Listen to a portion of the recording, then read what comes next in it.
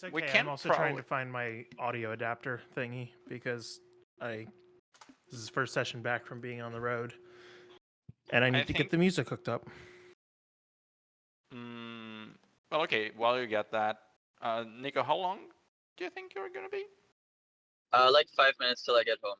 Once I get to the gate, I'll have to hang up though because the gate calls my phone to open. So in like 3-4 minutes, I'm gonna hang up and then I'll join once I'm in my room. I think we can get started. Like I think it's okay. Like it's gonna be fine in that case. Can I make a selfish request? A what? Can I make a selfish request? Sure. Can you prompt somebody else until I'm in my room? That's Because that's I'll what be I mean. Yeah, because I'll be honest. Last time in my room when we were in this section, I turned all the lights off, and something about sitting in complete darkness put me in such a good mood for that section. I could have just kept going. It was perfect. So I want to be in that same headspace. I love that. But yeah, I already have like a sort of like a, at least for the start of session, because I don't know how things are going to go after, but for the start, I already have an order of things, which is why I'm saying we can probably get started, because you're probably not coming up now. Perfect. Right. So everyone is here. What was that noise? Okay, it wasn't It's him dropping so that he can unlock the gate. Yeah.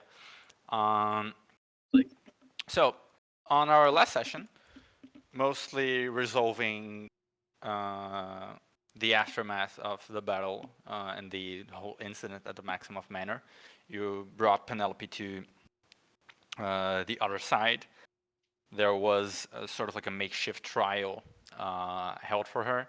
The jury's decision was that she is to be, for the time being, incarcerated at the Shrine of Thor under the guard of Beowulf Gundyr, the elderly dwarven priest.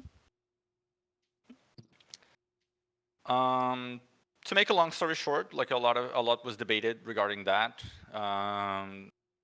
There were also conversations about several topics with Penelope's. Well, I don't even know what to call them, but the adventurers that Penelope had recruited under her own means. Two of whom are awake, and two others still lie resting.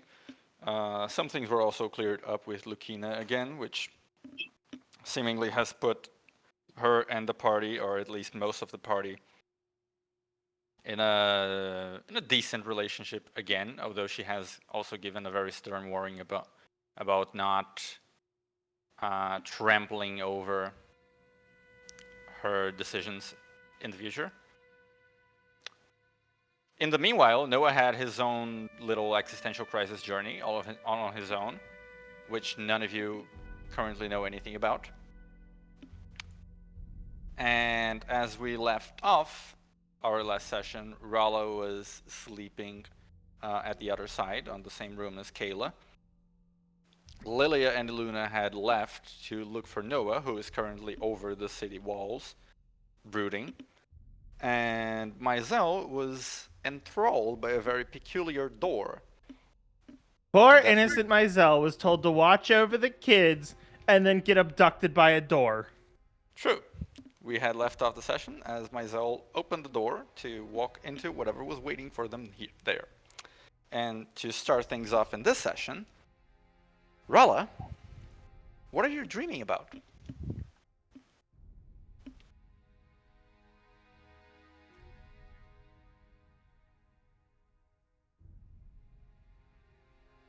Just Rala dreamer. She takes a little Rala. Guess probably because of the thing today, it's more of like, she's been,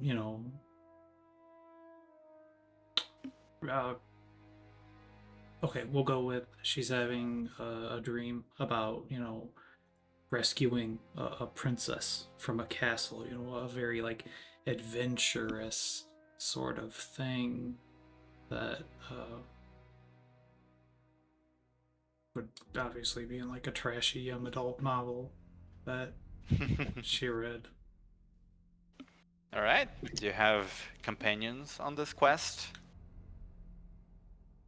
I want to say yes, everyone, but like not in like a humanoid form or something, because that would be fun. All right. Like there's a bird that talks. It's obviously Mizell. Everyone gets to be an animal companion of some sort. What animal is Noah? That is a good question.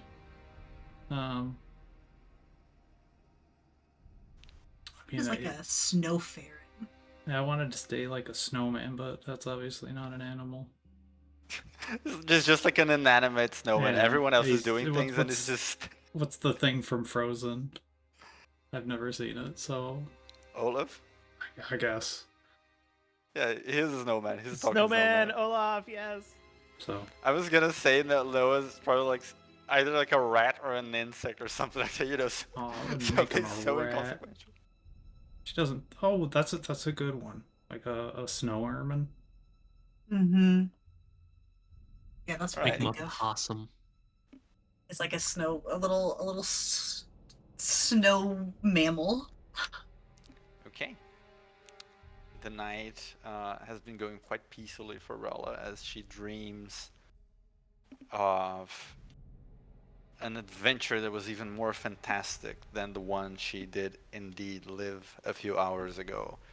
Herself, an epic version of herself, wielding the greatest of all hammers, heading to the great fortress of doom where the evil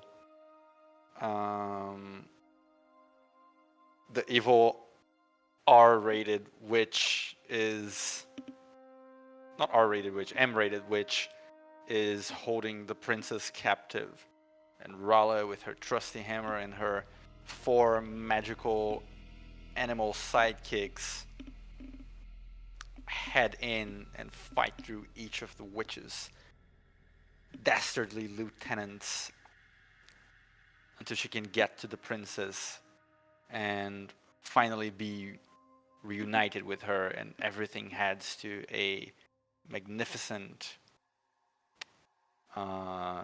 very satisfying ending.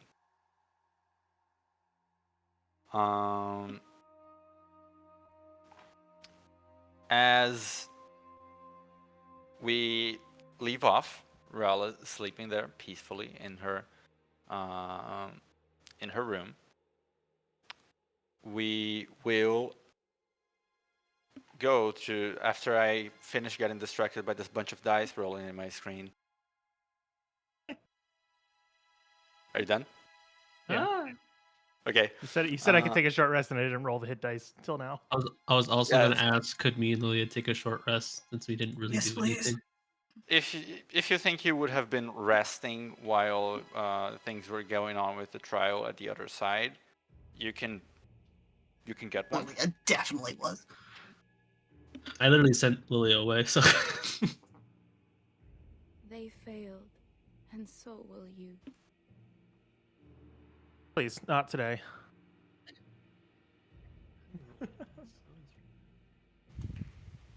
What's an ermine? The picture. Oh, Little white. Hermione. That's you as a little creature. Aw. Right. Anyone else rolling hit dice? Just trying to remember how to. Just hit dice. There's a short rest button. It didn't help me roll my hit dice. I forgot how to do it. Oh, there's Auto spin hit dice. Oh. Yeah, there is a thingy for your hit dice somewhere. Yeah, you click on short rest. And if Short you, rest if didn't- you auto spend, it'll just keep going until you're either out of hit dice or you're full HP. I rolled them individually because I was picking which hit dice to use, since I have 3 to choose from. Yeah. Would I have a long rest whenever I Well, wake up? you're not done with your long rest yet because you're not awake, right? But eventually Gotcha. you will.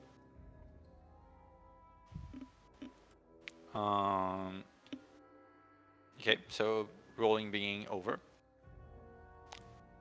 Lilia and Iluna, you are heading through the city of Greathelm, this big sort of like central. It's not a capital per se because this is not a unified country. But if this was a country, Greathelm would possibly be a solid candidate for a capital. You know, it's at the heart of the continent. It is large. There's city that, if not built, was appropriated by Hyoran hands, built of stone. Its walls thick to resist against the blowing of the winds, and in more modern times, also with all of these metal pipes and wonders of recent mechano-arcane inventions that help the city thrive in comfort, even in the potent cold of this region. Large city, very urban, lots of, even if the map that I drew is a bit minimalistic, but many streets and alleyways and passages, houses of several sizes, huddled together often because that makes it easier for the cold to not be as harsh, and made even a bit more confusing at times from the pipes that run through the houses.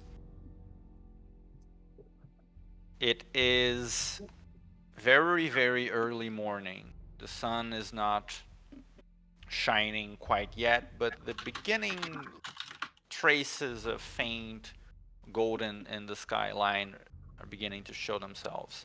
And you are searching for your companion with no idea as to where he is currently. How are you going to go about this? I think we would backtrack towards the ballroom. Okay. Yeah, I think. How far is the ballroom? Firstly. Well, you're here at the other side, and the The other maximum side? manor is like up here at the commercial district, so it's quite a walk there. Okay. So far, I didn't mean to do that. That's so far.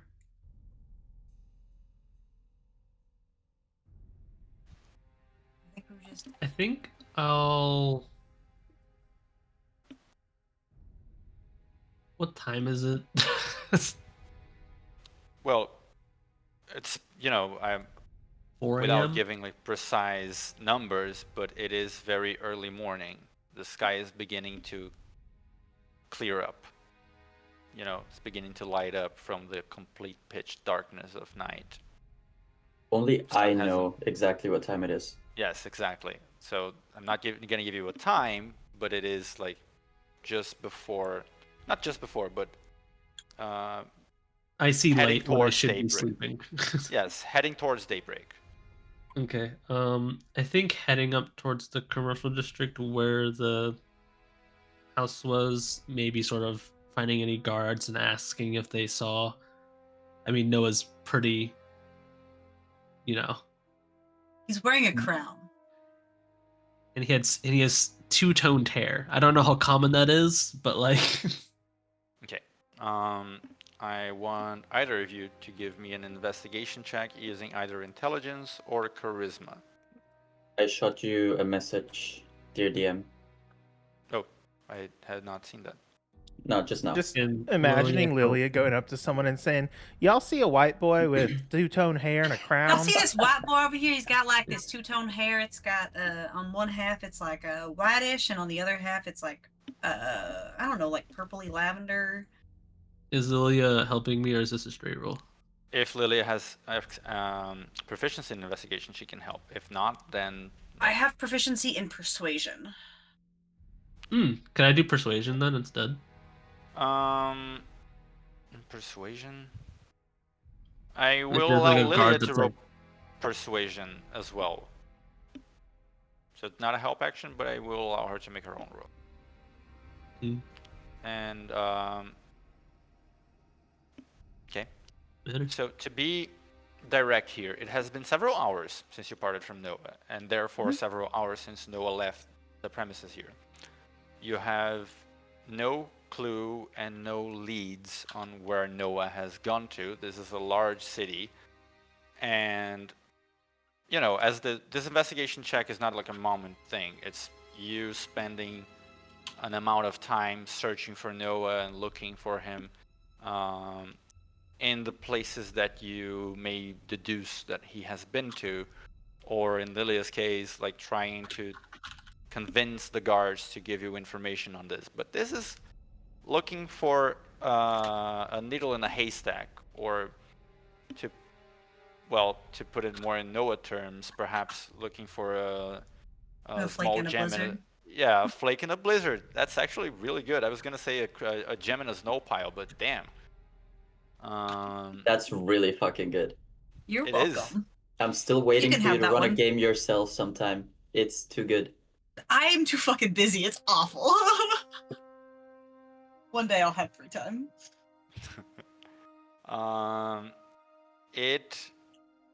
The DC, to be transparent here, for you to be able to fully locate Noah would be 26. For you to get inklings of his of where he might have gone, or rule out at least a good portion of the city, it would be a 20. You have not achieved either of those. So unfortunately, though you perhaps spend the better half, or maybe almost nearly a full hour searching for Noah, going from street to street, going to the places that you know perhaps he has gone to, the house that you are staying at, the library, other places that you have been to with him, you never manage to find Noah, and you have no idea where he is. Can I leave like a message for him at the library? Because that's the only place I would know him to frequent at all. You may.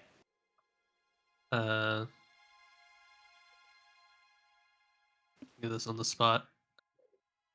I might write something more specific, but the short of it is, hey, wondering where you're at, worried.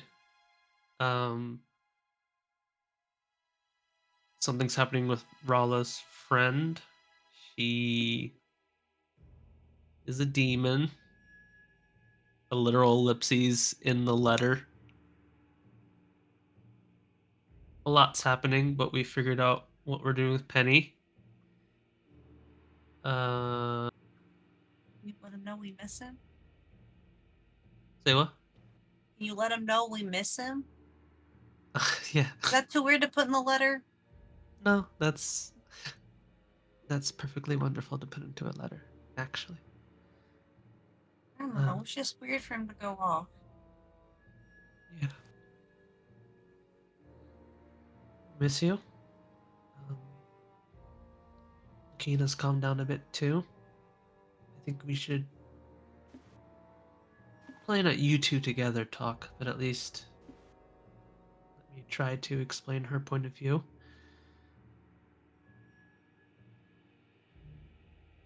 Please, don't get in any trouble. And we miss you, no. Luna. And tell, what is her name there? Hey, The person Alona, that works at the library?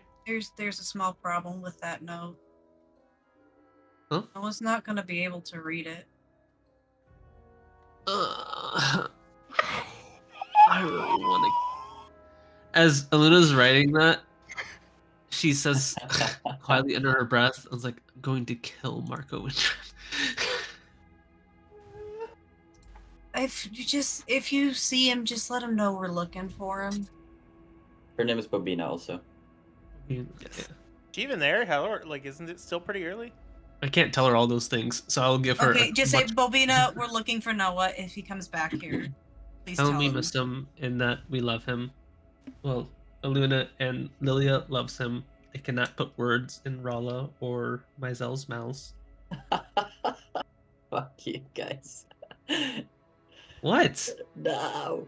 Do you think no one would even think that Myzel and Rala love him? I can't even read it. It's okay. Yeah. No, this is us telling her to tell you verbally. This is us giving a verbal message to Bobina to give to you. We took out all the hidden information. We took out all the plot. Killed.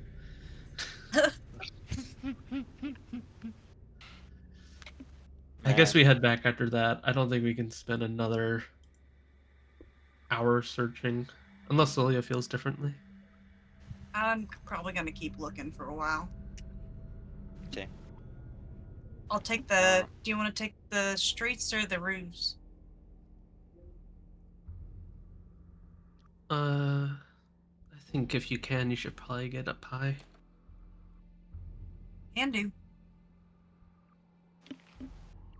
I need both of you to make a Constitution saving throw at disadvantage for exhaustion. Ugh. Okay.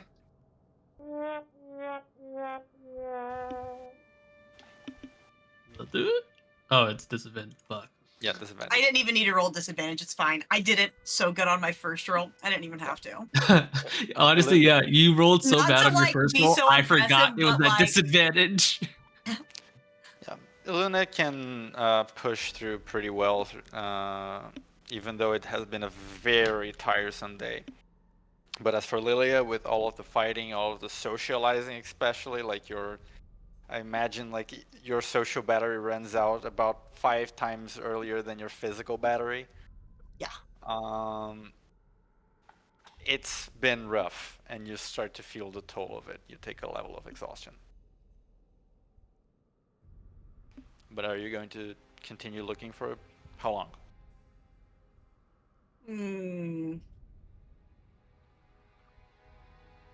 At least like 2 more hours. Okay. I'll go as long as Lilia goes. In that case, you will be looking for Noah well into daybreak, and before we resolve that, let us go back to the men in question, just in case something in these 2 hours changes for him. Mr. Westergaard, what's poppin' with you? I believe, as I look up at the sky and I see that it's beginning to clear, obviously knowing exactly what time it is, because I simply understand the passing of time better than most people around me at all times. Correct.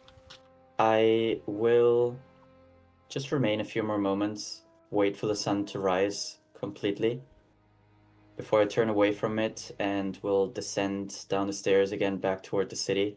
And as my descent is happening, I'm just going to ensure that no other guards are around, and upon doing so, I will then drop my disguise self, which is probably the reason it was near impossible for the others to locate me, is I did not look like myself as I was making my way towards the wall. And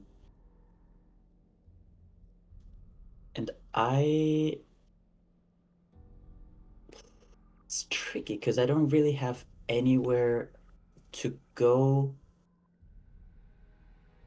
Actually, a thought just occurred to me. I do remember Rala explaining to me where she first met Gigi. And the way she described it, it was, in my mind, and maybe that's not exactly how she sees it, but it's the interpretation I've made for this, is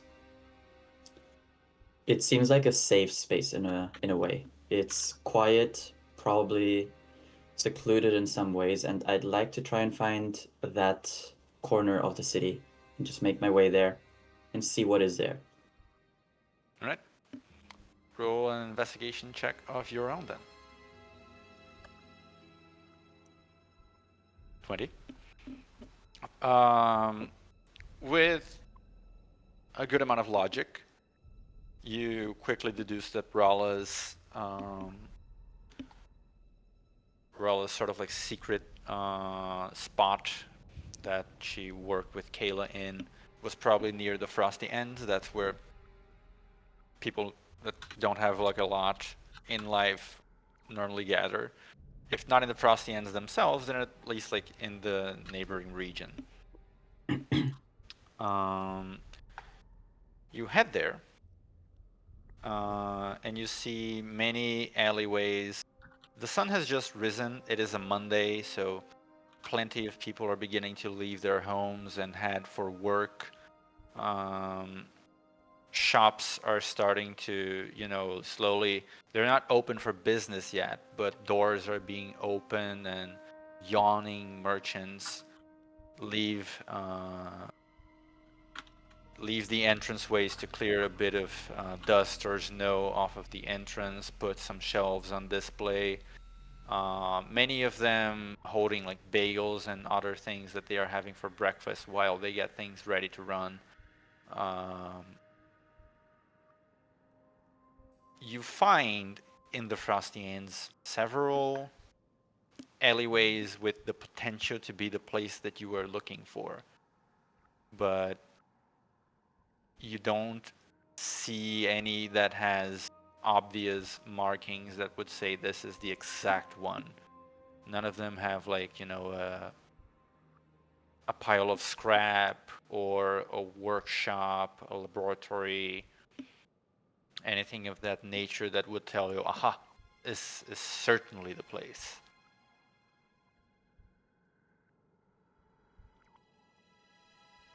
If there's anything I do have now, it's time. So I'm just going to look around for a while. Okay. I'm looking for quiet alleyways. I know there's a lot of people. I don't know any of them, so it doesn't quite matter to me. But I'm going to look for quiet alleyways. Probably just looking. Not really. How do I put this? Like, the main concern is not whether I can find the exact alleyway that Rala was talking about, though. If I could, out of sheer curiosity, that would be fun. But the main thing I'm looking for is a spot away from the wall where I can still just have some space, some distance, some quiet. Because I just assume that as day breaks, day dawns, people are beginning to rise again, and the guards are beginning to go up on the wall again. And that's not the smoke I'm looking for right now. So really, just peace and quiet. With a 20 investigation check, you can certainly find a spot like that. One that, while you're not sure was the exact one that Raleigh used to stay at, would be a pretty solid candidate. Even at this time of day, it's still quite shaded, and it's sort of like at an intersection, like a square of houses. Like it's an empty spot amid some houses, but none of their entrances are facing this spot. So it's quite perfect for a spot for one to be by themselves in, while nothing is happening. Perhaps things happen here, in the dead of night, crimes and stuff, but at this time of morning, even the thieves have gone to bed.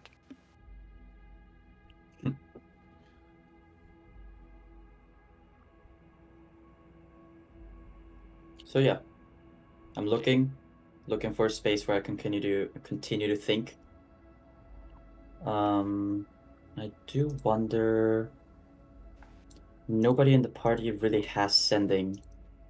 I believe my cell might. But other than that, I'm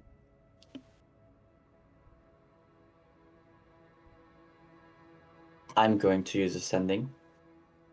And I'm going to send a message to Luna that will contain just a few words, but Noah will say, I'll be back at our place soon. I'm just thinking.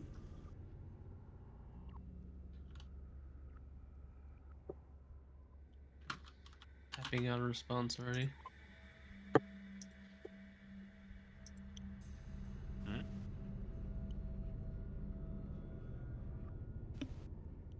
I didn't hear what you said. I'm typing out a response Oh, already. okay. As soon as you said sending, I was just like, that's gonna be to me. Wow, aren't you full of yourself? I'm sorry, are you a good friend to him, Maizel? You and your fucking door? Shut up over there and go talk to a demon or something that's in your gauntlet. The only person that you would talk to is Lilia. Prove me wrong. Where are you? No.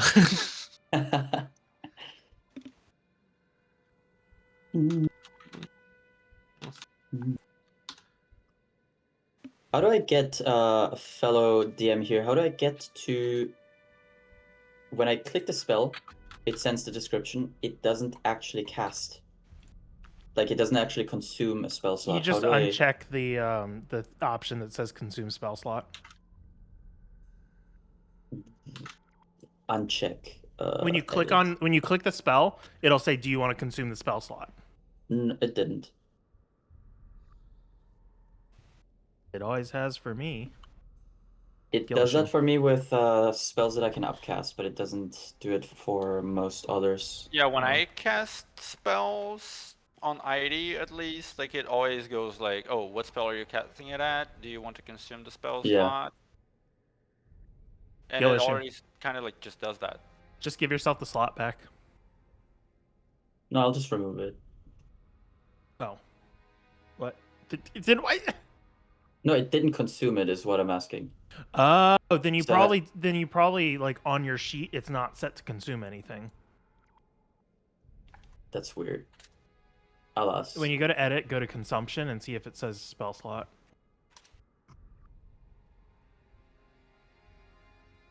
Effects, details, It's under Casting. details. usage. Or sorry, it's under activities. There's no activity for it. That's the problem. Yeah, that's okay. Just click add Yeah, just- activity, use, and under consumption, make sure it has spell Just slot. mark off a third level spell slot Yeah. before Soul uses his catchphrase. Yeah. I will edit it as I go. Cast. Create new activity. No, don't do a cast, do a use. Oh, a use. Okay. Type shit. Cast usually is for like having something cast a different spell. Okay. And then... Fellas, this can be figured out later. Yeah, no, I have it. I'm just waiting for Soul. Oh, he typed. Okay. Yes. Yep. I was waiting for you guys to stop talking, but you never did. I never saw your message under my sending. Thinking they're gonna stop talking was a bold move. I kind of zoned out because I'd forgotten what they were. I think it was like as well a spell foundry thing, and I was just like, they're gonna do something about this, and so I kind of zoned out a little bit. Where are you? We've been looking for you everywhere. We're worried. Nelly looks exhausted. Don't stay out too. Screw that. I'm coming to you.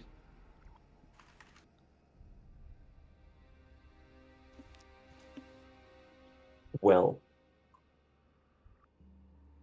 Now I have to send a follow-up sending.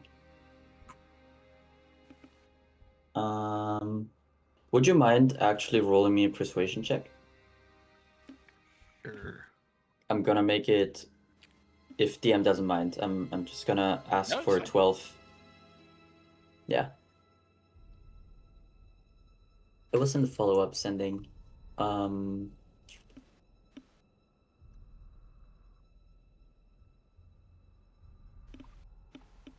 Okay, I fixed it. Oh, he actually has text for this, from my mind to yours.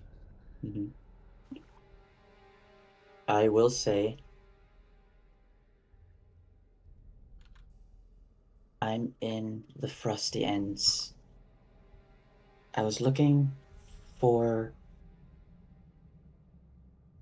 the place where Rala found Gigi.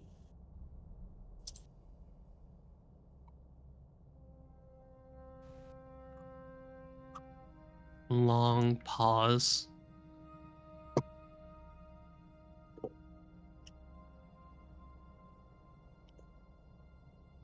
I'm not sure if this is you being fixated on it, or the eyes, or what, but right now Rala is sleeping next to her best friend that happens to be a demon. So, if you want to look for it, can it be after a little bit of rest? I'll walk over all day with you tomorrow, or today, or whatever. Time is getting fuzzy. The sun is up.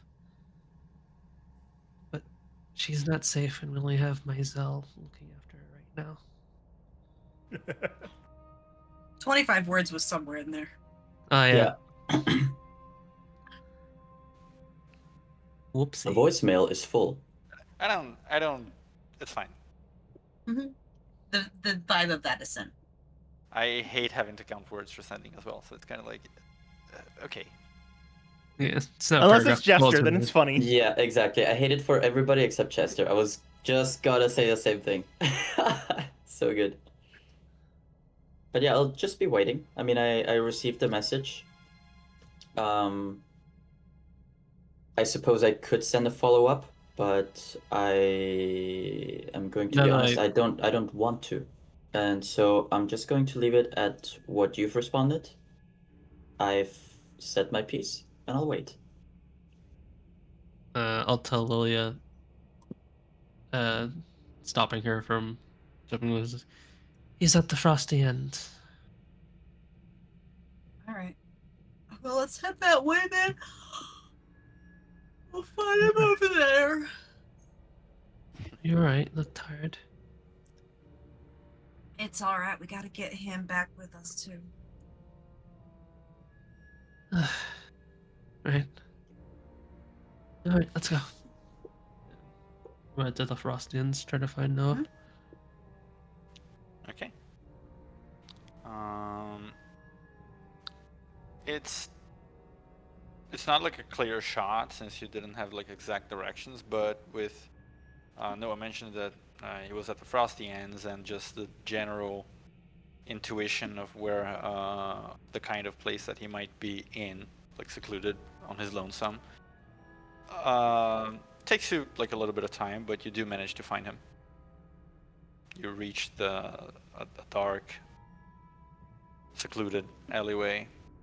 No, like the faintest glints of light beginning to peer into it, and you find Noah, as you had, looking a little less battered and bruised physically, but clothes still in sort of the same shape, same state that you had left him in.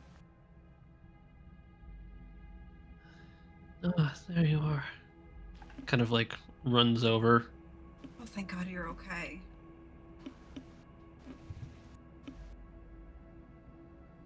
They told me you went out for a bit. I thought you'd be back sooner.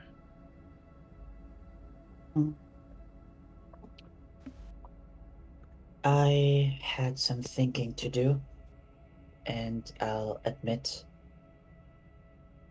it gets really loud around all of you, which is not really helpful for thinking. I mean, that's kind of fair.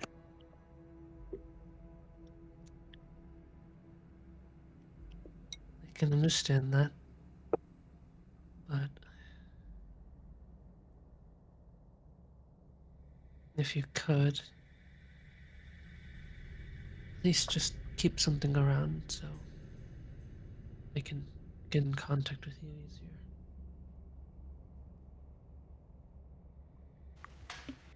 It's not exactly safe around here. We didn't come back for a bit. We thought maybe Marco might have been up to something. Or some other shit. I'll be honest, There was absolutely nothing to worry about. This is all just a story to him, a tale. It wouldn't make sense for him to go after me after this event. With the way I'm feeling and with what he probably observed in there, this must be an exciting part of the story for him. I don't think he would interfere when things are already going in the direction that he would like. It almost seems counterproductive to me to go after and eliminate a character that is currently going through changes. A reader wouldn't enjoy that. I don't give a shit what Marco wants.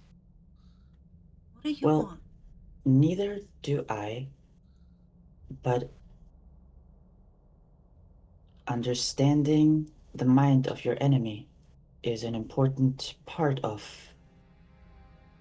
But what I was gonna say is, what do you want? Do you want to Rather keep fighting hurry. him? Do you want to what? Are you still want to keep fighting him, right? Oh, I don't like the guy at all. Well, I suppose in some ways I find his dedication to storytelling in this way somewhat impressive, really, if you consider how long he must have been planning it. So I suppose there is some respect in me in that sense. What do I want? I guess I'm not certain if what I want is necessarily what is correct. I admit also just going from being someone who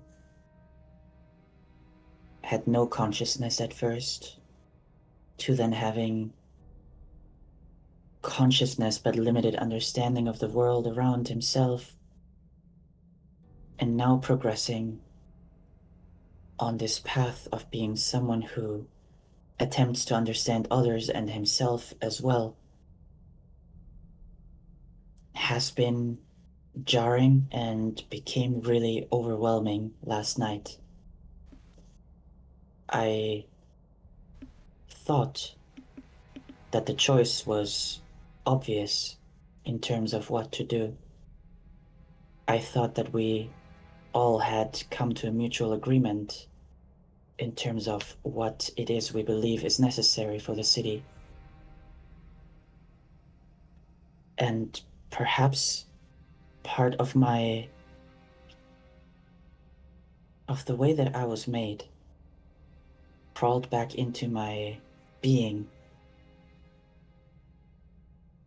because I could only focus on the logic behind the action that was being taken, and it made no sense. I understand now, of course, that killing isn't and shouldn't just be the only solution, and I admit that's also not what I wanted. But I still find that the decision that was made overall was risky. I hope it worked out. But a power such as that one, to refuse to act and do something about it in the moment when you had the opportunity, I couldn't understand it. There's a book I read a while ago when I first came to the city. It was a story about a pair of friends that were sent out on a long, long mission to destroy a ring in a mountain. And that story, that tragedy, and perhaps that hero's tale only unfolded because years before the original events, someone else refused to do what was right. And it made me wonder whether that was going to be our experience here as well. An oversight, a refusal to do the difficult but perhaps necessary thing that would then blow up in our faces. And like I said, it just seemed so unreasonable. And it put into perspective again how different I am from everyone else here. I'm gonna. Her eyes sort of soften. You can see her hand go to like reach her cheek, but she thinks sort of better of it. She just gives you a very soft smile.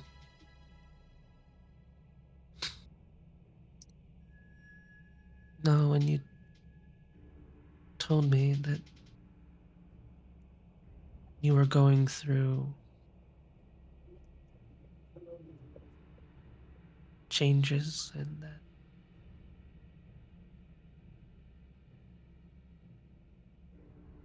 your feelings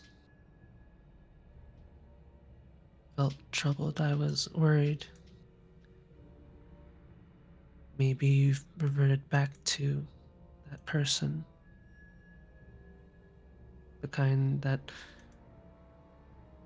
thought to hurt someone like Lilia. But hearing you right now, I'm actually so much prouder of you.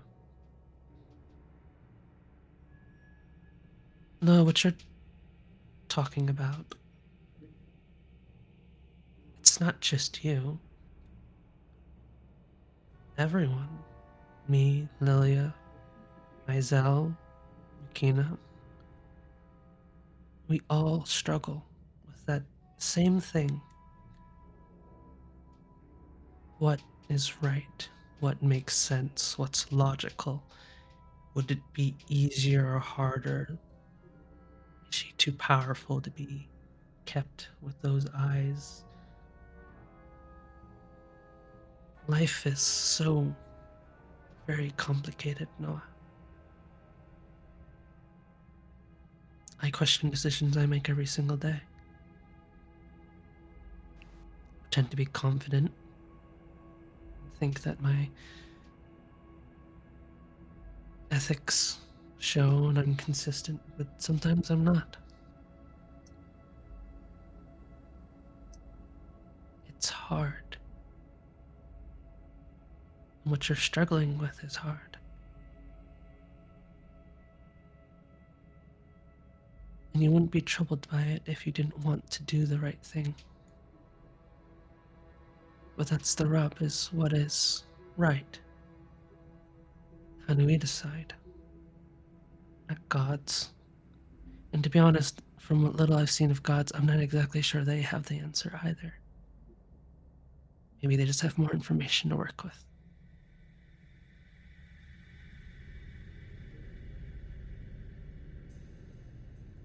Can I Penny- ask? Oh, you go. Okay, sorry. Penny is a good person, I think, at heart. And she had bad things happen to her. And then she caused bad things to happen to other people. So somewhere in there, we have to decide what is right and what is wrong for her to make up for.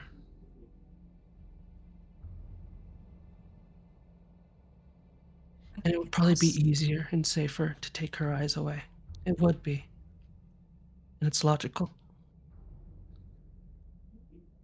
But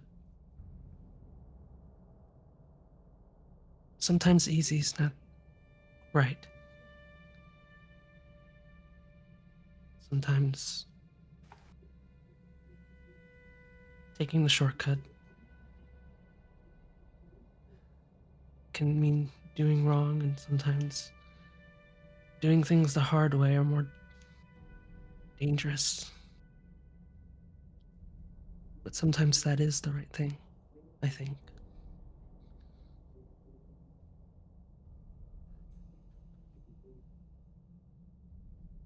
A question for DM. If I dig deep in my mind, what is our opinion on the gods? Would you like to get I'm gonna put it like this. I didn't interrupt the roleplay. I didn't interject because I didn't feel like it was timely. But at this point, you have a sort of an autocorrect on your brain, in the sense of not autocorrect in the sense that it changes the stuff that you're thinking, but that it gives you little suggestions, you know. And as an example, I will say when you guys were discussing Marco, and you said something to the effect of, "Oh, Marco is," this autocorrect would have filled in with a waste of magic, for instance. Mm-hmm. In this case, what I will say is, do you wish to speak of the gods and simply see what the autocorrect is suggesting, or do you want a more involved opinion? I suppose my question stems more from when Luna spoke of the gods and suggested that they might know what's right and then corrected herself. What would my or our impression of that be as well? I assume that my maker has at some point interacted with the gods. It's an assumption, but I think just for what I've seen also in memories and experiences, it might make sense. So I wanted to know what his stance or our stance would be. Again, like just out of natural reflexes, it doesn't seem like you have an inclination toward the gods in any specific way. If you want to fish for a more elaborate, like something more tangible, you can. Just a surface thing that's on your head when Luna says like right or this detachment from the concept, like a lack of interest. Yeah. Okay. I'll leave it at that because I don't believe I wish to even reach out anymore right now. Okay. But that thought actually cements a little bit what I was thinking, so I will respond with something which would be, and I have understood now that in some peculiar way, it seems to be part of the mortal experience to struggle and suffer at all twists and turns. And I don't claim that my maker, perhaps, or myself even, don't struggle at times either. But I believe those struggles are different because there are problems to be solved, and once solutions have been found, they can be established as a proper way of conduct. And it has just made me wonder whether all this suffering that is experienced and shared among mortals, really, is not almost self-inflicted due to a refusal to apply logic at all times. If the rules were clear, if the path was visible to everyone. If the choices that have been made in the past were remembered and could be seen as the right way forward, why would a new generation have to suffer from these things? I think the biggest thing is it's like with logic's like for doing math where the numbers are always going to be the same each time, but with people, each one's different. Everyone's going to have had their own experiences and things that they've gone through and people that they're bringing a little bit of with them. Because every time you're with somebody, you bring them with you, and there's nothing that can account for that besides giving chances and trying things out and making mistakes and making messes, and that's just part of it. And you help your friends and your family and your loved ones when they're the ones that have made the mess, and then when you make the mess, they help you.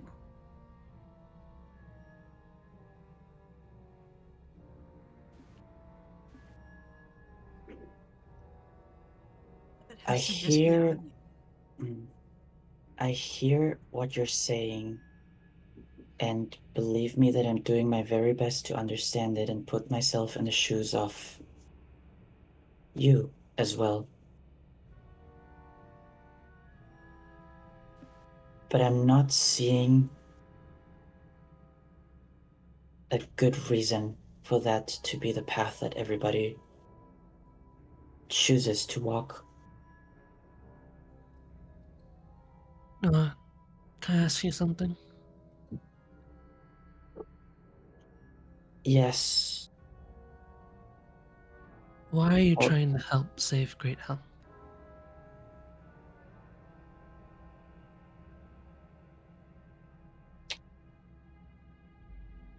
Well, initially, because I wanted to learn to be my own person and do things that I just wanted to do. But then, as we began to get more and more involved, and admittedly, things got somewhat personal when Marco took my ability to read, I simply had the feeling that it was something that was necessary, that had to be done. Because it is not correct for one person to control everyone else and run their lives. I still don't think that is correct. And while maybe this isn't even a worthy comparison, as Margot truly is just a waste of magic, the people rebelled against the dragon as well. Perhaps out of fear or anger, who knows, but the story has already taken place once, and the people rose. I simply believe that is what our responsibility, my responsibility, was here as well. Why? You said at first it was because you wanted to be your own person, and then it became more personal, and now it's because it's not right for a person to control others. Why? And why does it matter to you? That is a great question. Why You see, do I care about these people? no, that's the core of what I'm trying to get to with you. Whoever's inside you, whoever made you, the things that they did, it's clear to me that they're not interested in those kind of questions. They have a thing they want, and then they go do it. Right and wrong don't really equate in that sort of logic. Really, what you're doing is illogical. Every single bit of it. You are risking your life to save a bunch of people who don't know you, who might not like you, who may not deserve it. What does that even mean? And the only benefit you get is, well, I guess now you can read again. It didn't start out that way.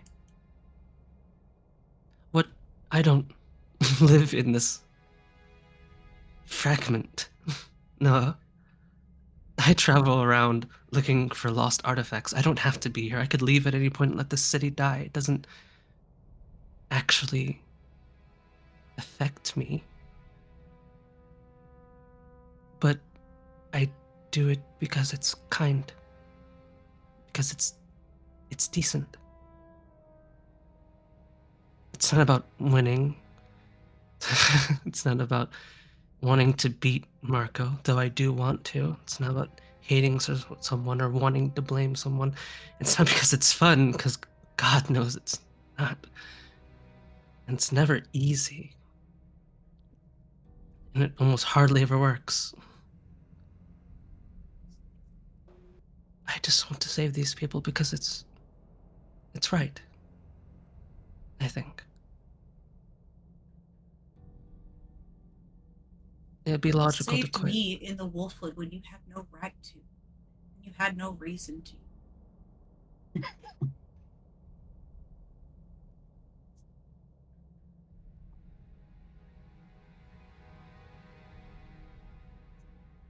Kind of closes his eyes, which you can't see because he's wearing sunglasses. You have Slower- eyebrows. We're not Can you see if a facially person is closing their? illiterate. Can you see if Yes. a person is closing their eyes through eyebrows? I never. You can Never thought see about that. around the frames of eyeglasses as well, unless you have full on like safety goggle ass fucking sunglasses. Yeah, it's not impossible, guys. Anyway, continue. And he kind of lowers his head a little bit, clearly thinking a lot.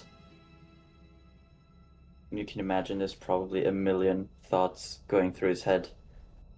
Logical and illogical ones battling in his mind. Trying to make sense of the situation, truly trying to make sense of why he should care. And he will say, still kind of looking at the ground,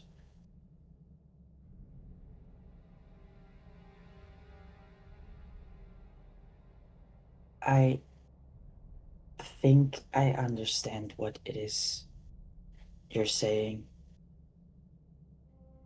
I'm still not sure if I truly believe in it. Although I'm really trying.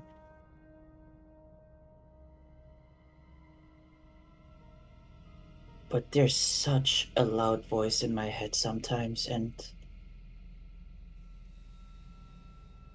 after the argument I had with Lucina, I felt his presence more than I had in a long time. He made himself known to me in a way that I think only I can really understand. And it didn't scare me, but it almost felt reassuring. And at least for the moment gave me the feeling that there's at least one being out there that understands why I'm struggling or why I was struggling.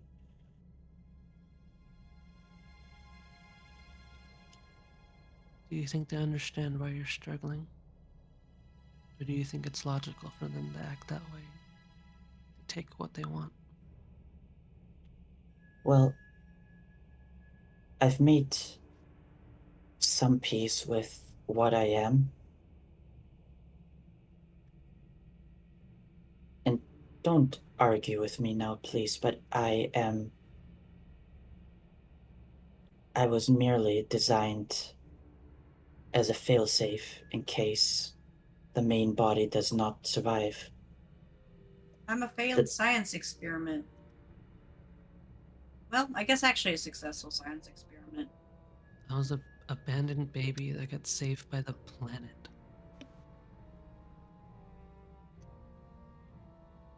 And of course, that's fair. Those are your experiences. But the way I was designed was truly to be just that. And well, maybe it's outwardly not visible, but I'm fighting it really hard. I know I have my own consciousness. I've learned that.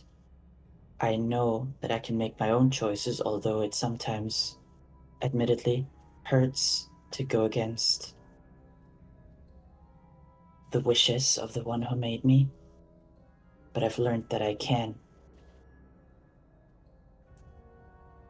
Which, of course, it would be logical for him to just want me to be safe because I am almost a perfect replica.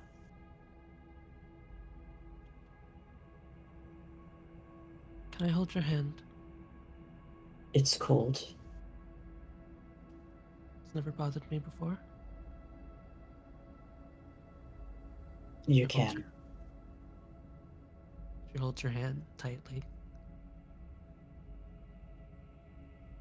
Noah,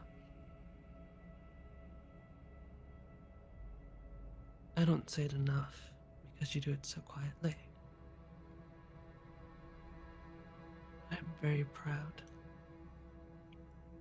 of how hard you're trying. Because I know, even if just the text we've read about the person you're trying to hold back in that big smart head of yours, I only need to know one thing from you. What you're supposed to be, what you were meant to be. A vessel, a backup. And Luna Shindora does not care. What does Noah want? Do you want to be your own person, separate from... Do I know the name Elvander? I'm not sure I've said it. I don't think you said it either. So I'll just say, do you want to be your own person? Separate from them?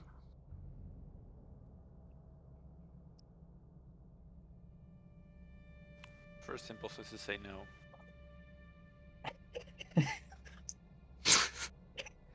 I know God was necessary there, but shut up, God. I'm gonna do my part. That was more from a Luna than it was from Soul. Just because Luna you were breaks the fourth wall. being designed to do one thing and being able to do so much more just proves how awesome you are. You've already gone so far beyond you said what you were quote unquote designed for. I think that's like one of the best parts is you can just even more than that now. You don't have to choose whatever path. Like Luna said, what do you want to do?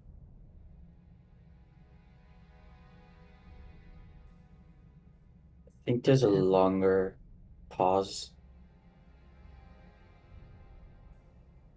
And perhaps Luna, to you, Noah's hand was still cold. In this moment, maybe seems far more human and mortal than it ever has before, as you feel a little bit of shaking. And a few teardrop-shaped pieces of ice have trickled down his face from underneath the sunglasses and onto the ground. They just sit there. And he says with a trembling voice, I do think I want to be my own person and have my own experience, but I'm honestly scared that I am not allowed to do that. Because the voice is just always there. Every time I make my own decision, there's a voice that tells me not to, or that disagrees, or that wants me to take a step into a different direction. And I'm not sure how far I'm allowed to leave that path before I'm either forcibly pulled back or I'm just deemed a failure and I'm dismissed to make place for a new vessel that is more collaborative and listens more. And catches the tears on his cheek. Hey, look at me. I was really hoping you'd say that. And even if it seems impossible, I want you to know, whoever it is trying to work their way inside your head, I will stand next to you for as long as it takes for you to get that quiet. If I have to kill some sort of god, so be it.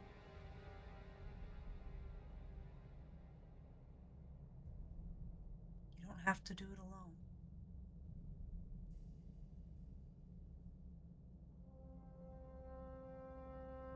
I just don't know how much power he has over me. And I'd love to blame him for the way that I spoke to Lokina last night, but I think that part of it also was just me. And you can And apologize.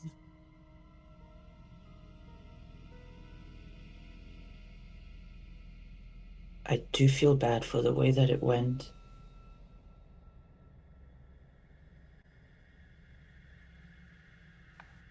But it's tricky to admit, or it's tricky to say whether I actually believe that what I was saying was wrong.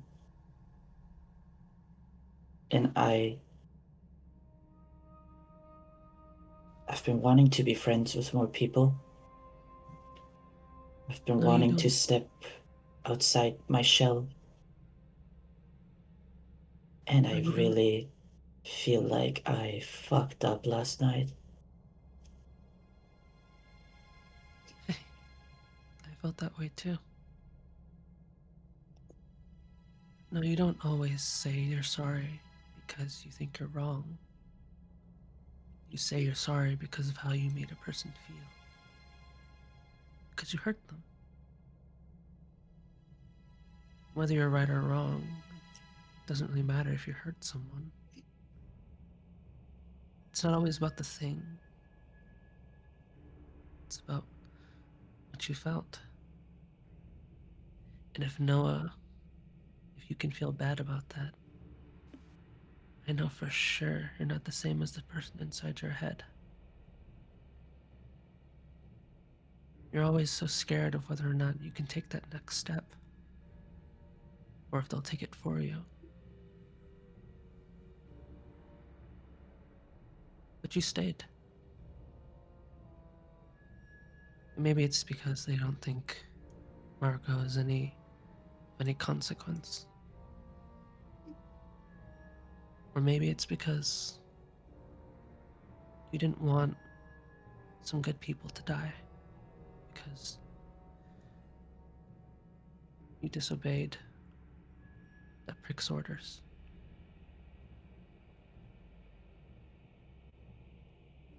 I like to think it's because of that.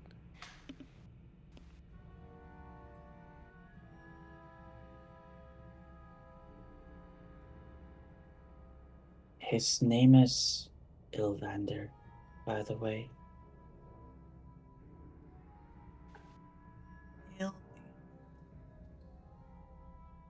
And then I have him Ilvander. on asshole on waiting.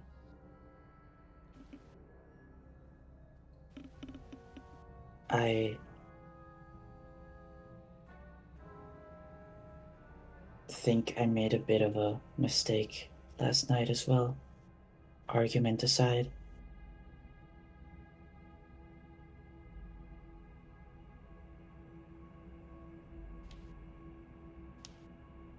You can tell me all about it on the way back to the bar? Inn? How? The inn. We're at Tavern? the tavern. It's a tavern, yeah. Tavern. On the way back to the tavern.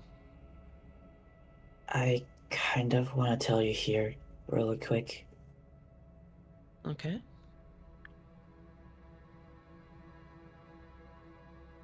I felt pretty alone and misunderstood. I was just fed up with. And I'm sorry if this comes off really rude. But I was just fed up with mortals and their ways and all the emotions and how nonsensical all of it seemed. And I hoped to hear a voice that would understand the way I felt. And I tried to reach out to Ilvander.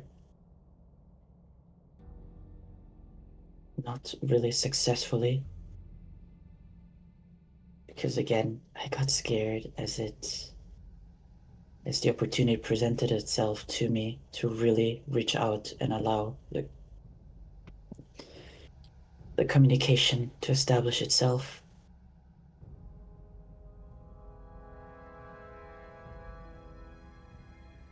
But I guess I do wonder, just with that attempt and him making himself known to me in such an open way, really.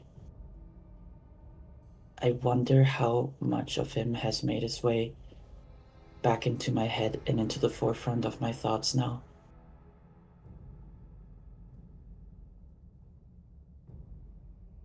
So I guess what I'm saying is be careful around me.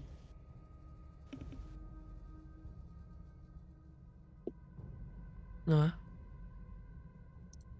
Squeeze your hand really tight. I'm going to stand here. Right next to you. Wherever you go. Wherever we go. I'm going to be right here.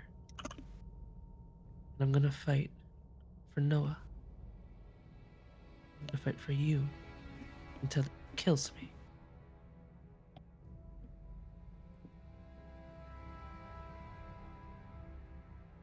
And I'm okay with that. Have you thought about it? Don't want to kill you, though. We all have to make our own peace sometime, Noah. Have you ever thought about it? What you would die for?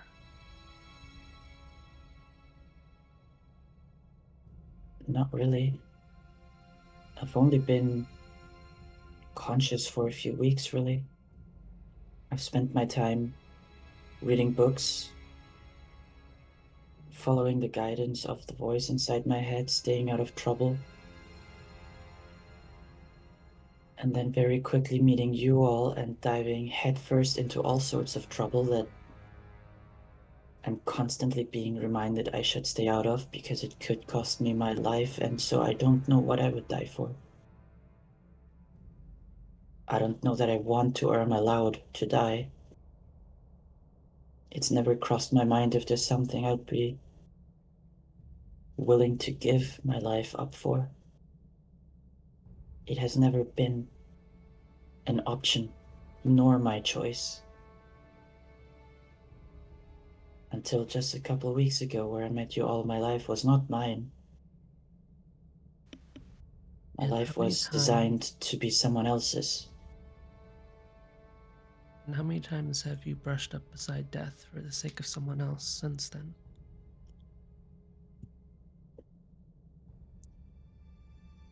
A few times, but even then, if I'm completely honest with you, I don't think I was ever really in trouble. There's always a trump card that I keep just in case things go really, really wrong. And most of the time, I've saved that trump card solely for the purpose of protecting my own life if it were to come down to the wire. But I've had the urge at times to give that up as well for one of you. Which doesn't mean that I've yet accepted or thought about giving up my life for you. But I've been willing to perhaps sacrifice something that could ensure that my life continues. So really, I have no answer for you. I don't know if I could give up my life for you or any one of you.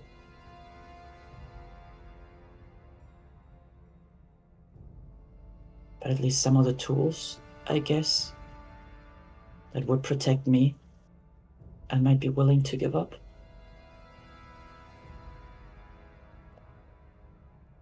Kind of lets go of your hand. Takes a few steps forward towards the direction of the tavern. Looks at you with a small smile. You've already taken the first few steps in deciding who you are. My master, for all her infinite wisdom, has a saying: who I am is where I stand. Where I stand is where I fall.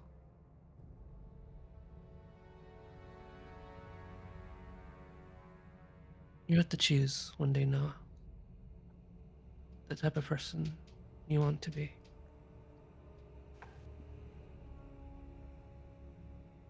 I think you want to be kind.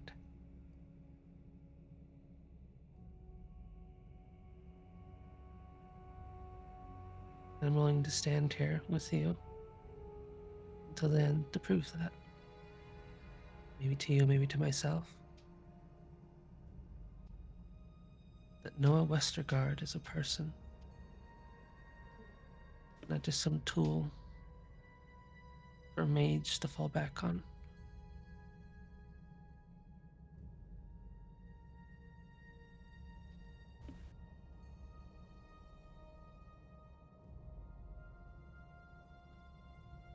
I think it'll take a good amount of convincing the voices in my head of that.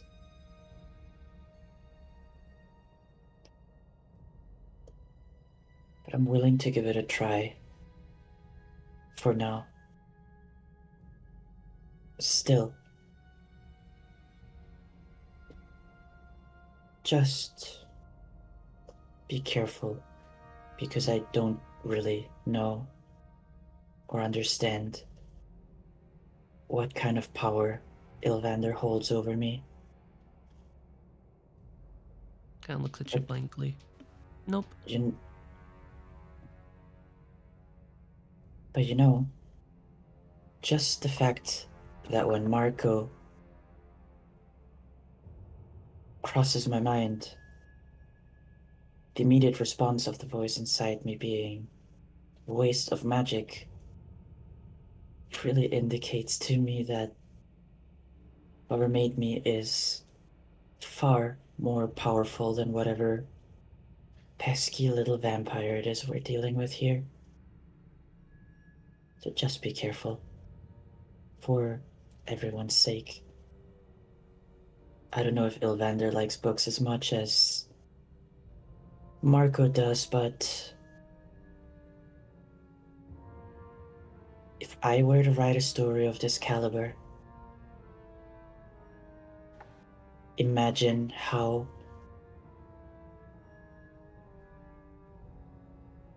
kind of stops and almost gives an apologetic smile. How exciting it would be for a betrayal in the 11th hour. And then kind of rolls her eyes.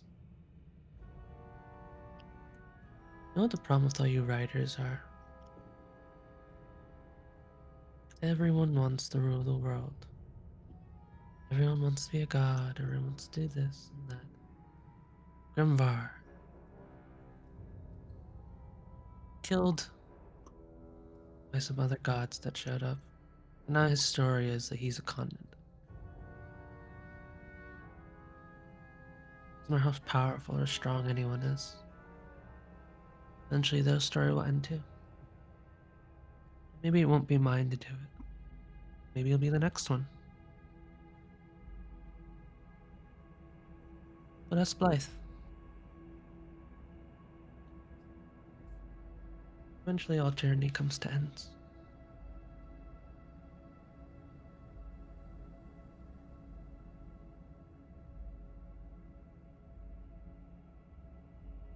Now, are you gonna come back to the tavern with us? What's happening at the tavern? Rala, demon, child, and I'm really tired. I'd like to go to bed. That's true, you all need to sleep. How gracious of you to notice. You think this beauty happens with no sleep? Don't answer that. You'll say something insensitive. Kind of smirks, as the thought had already formed. But he'll disregard it. So, what kind of mortal approach will we take now when faced with a demon child?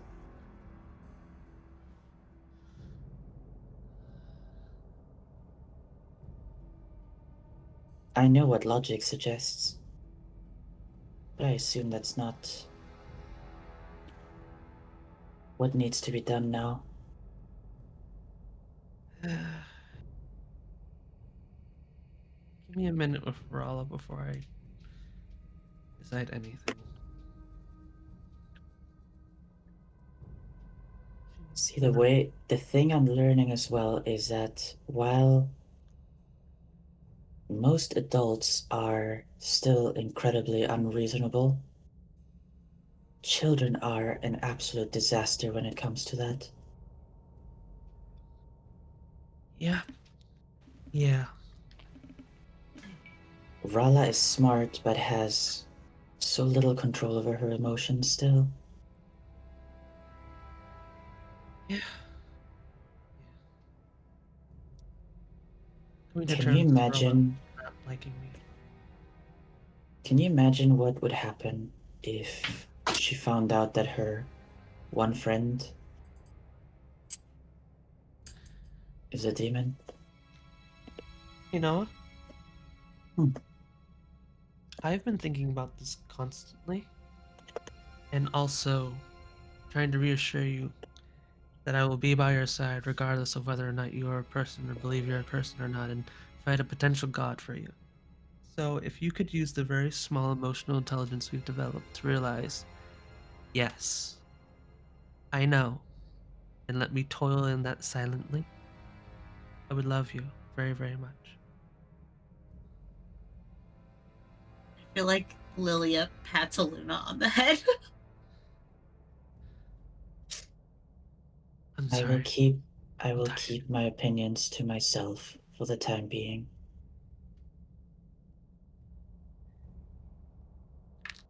Let's But head if back to the inn. yeah, but if you Never feel like that again. Please take me or Lilia to the side and just talk to us.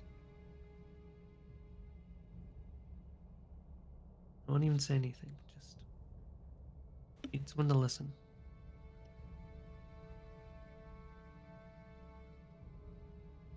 I guess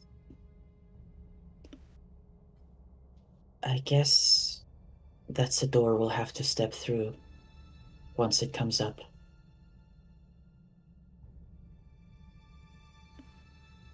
It's the best I'm gonna get.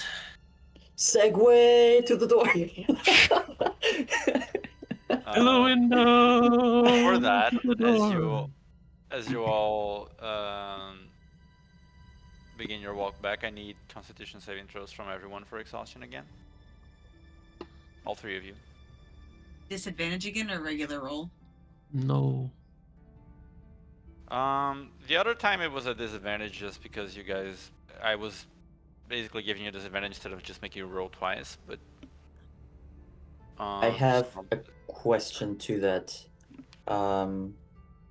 I personally would think that the hours that I've spent up on the wall looking out, doing nothing but think, might be enough to count as my rest. But you tell me if you think that's sufficient or if I should still roll. Do you have a technical feature beyond just flavor that lets you rest while staying awake and doing light activity? Trance. Trance? What'd you call Yeah. me? Can't argue against trans stuff. I mean, did you awful trance for a while you were on the problematic wall? of you. I don't know. Where do you get trance from? Because I chose as my racial background elf, and then elf, I believe it was, or fae, one or the other, and then I went into hexblood off of that. Hexblood gets never new feature. Yeah. Yeah, so hexblood allows me to retain some of my initial racial features. It's because elves don't trance in my setting. Aha. What they do? They sleep like normal. They straight. You know. They heterosexual. Okay, I don't think we knew that even before. I honestly had no clue. Sleep. I honestly had no idea. I'm pretty sure I mentioned it at some point, but like way before, like as a detail. But yeah, because I know you mentioned your elves aren't old. I don't really remember a trans detail. Yeah, because my, in quotation marks, flavor has always just been that I am trancing. I'm in a trance-like state. It's not that I'm actually not. It's not that I actually don't need to sleep. It's that I've understood that I can do some other things while trancing. yeah, like I'm fine with keeping the flavor of it, but yeah, you still need to rest. Yeah, so would you say that this standing out there and just pondering, meditating might be enough? Or would I still be required to roll? For now, since we hadn't cleared that up before, I'll let it pass. Okay. But yeah, going forward, like we're going to revise that like whole thing about trances. Sounds good. Can he still not sleep? It's kind of a part of his character at this point, and I can't. I mean, it's for me, it's basically like a flavor thing, right? Like he still needs to mechanically sleep, but the way that he sleeps is like just sitting in his little icy glue and doing nothing. Mm-hmm. Which is fine by me. Just like doesn't, to me, implicate like the brushing off the necessity for sleep. That's my problem with trance.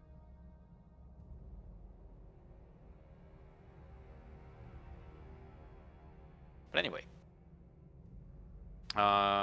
you all are good for exhaustion level, so begin heading back to the other side. So we are going to leave you guys walking through the streets of Greathelm at the break of morning. It's already a time when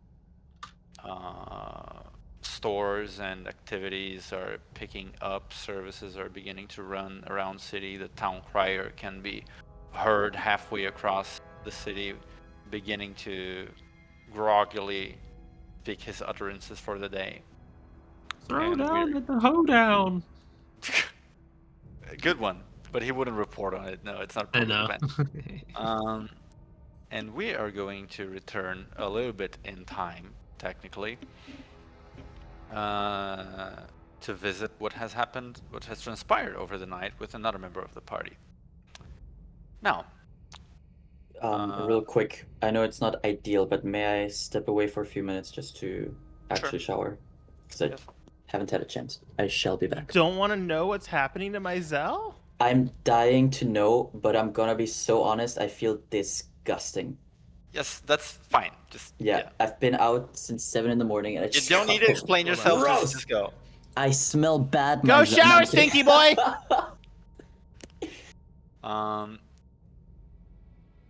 What? Suppose we conclude all of our heroic objectives for this region.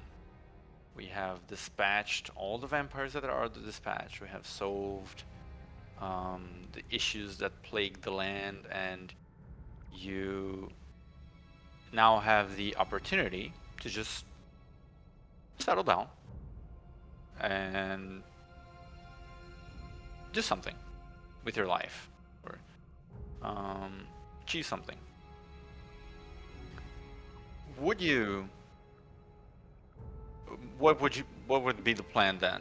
Would you maybe open like a detective agency, like get an office of your own or something like that?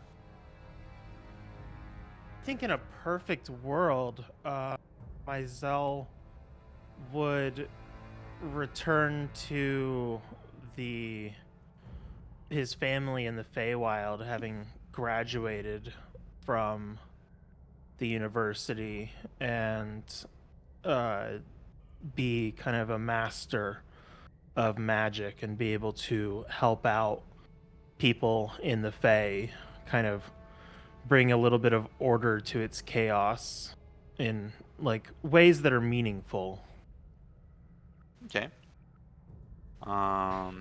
If you achieve the station of Master of Magic, what do you imagine your office or whatever other kind of space you would have to perform your duties in? What would that look like? A little hard to say because I don't know a lot about the Feywild in your setting, but I'm imagining like if there's some public space where like kind of a place that's central to society, he might have a room where he's able to kind of store some documents on what he's working on, and where people can come find him to say like, hey, can you help me with this? Can you help me with that type thing? And he would spend some time there, but would mostly try and be like out in the field doing work on things. Right. As you step through that door that you had just opened, you find yourself in this room, a room that you know is a projection of what you believe would be the accomplishment of everything in your life as it currently stands, reaching success to a point where it's almost idyllic, even given the circumstances that you are in currently. The Feywild, such an office would be extremely vibrant, colors everywhere, wood of a myriad of colors, natural colors, because trees can be blue, making up shelves that twist and turn on the corners and have several scrolls stored in them, implements of the arcane that, in the Feywild, arcane implements aren't so much like stationary metal things.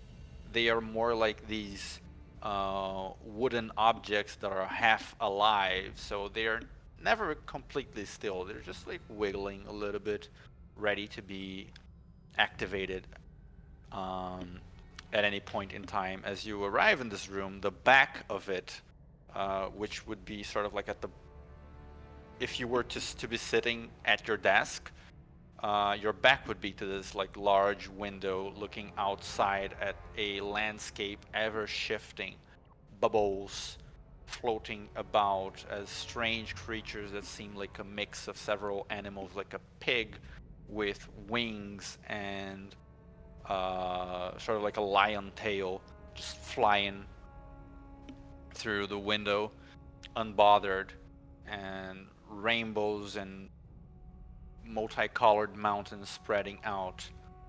And right at the in front of this window there would also be a desk, your desk, also made of beautiful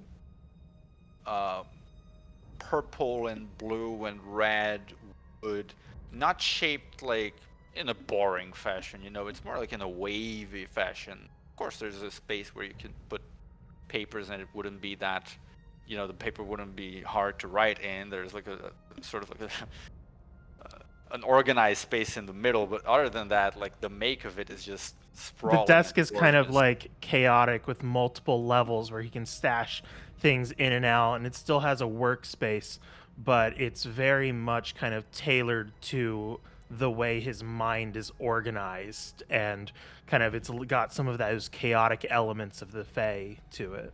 Exactly. And it's almost like a wraparound desk that has just like multi-levels everywhere, different cubbies, just like a play. It's there. When you look detailed into it, there's a method to the madness, but when you first glance at it, you're like, whoa, what is going on here? Precisely. In a very Fae fashion, but also not completely Fae. And you find yourself in the middle of this room, looking at that desk. And behind that desk should be the chair where you would be sitting in. And instead of yourself, you see, with a realization that to many mortals, it could or not be the case for you, would be almost disheartening or hurtful to see the object of your dreams and sitting where you should be is a different person than yourself, like an usurpation of your desires almost. There is an elderly gentleman, is what I will begin his description in. This is a man of sort of average stature, already white hair, like short hair, slicked back, wearing a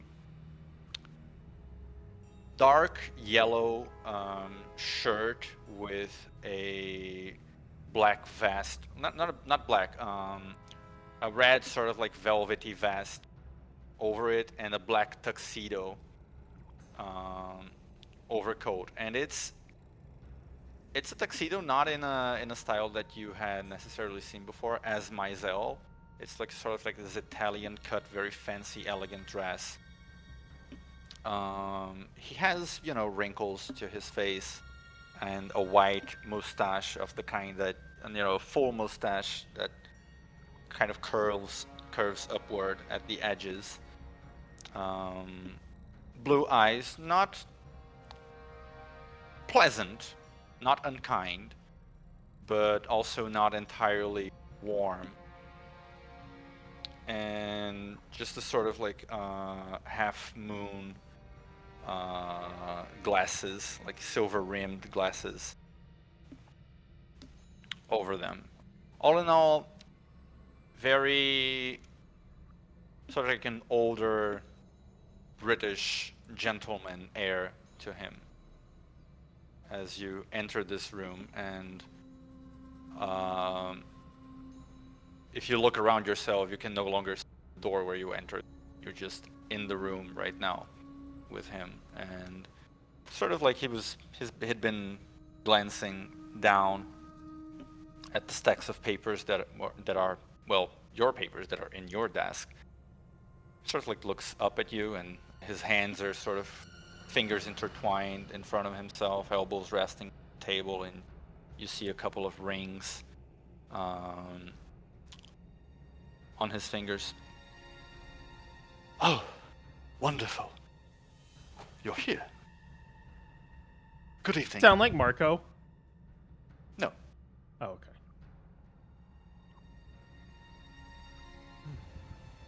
What are you doing in my chair?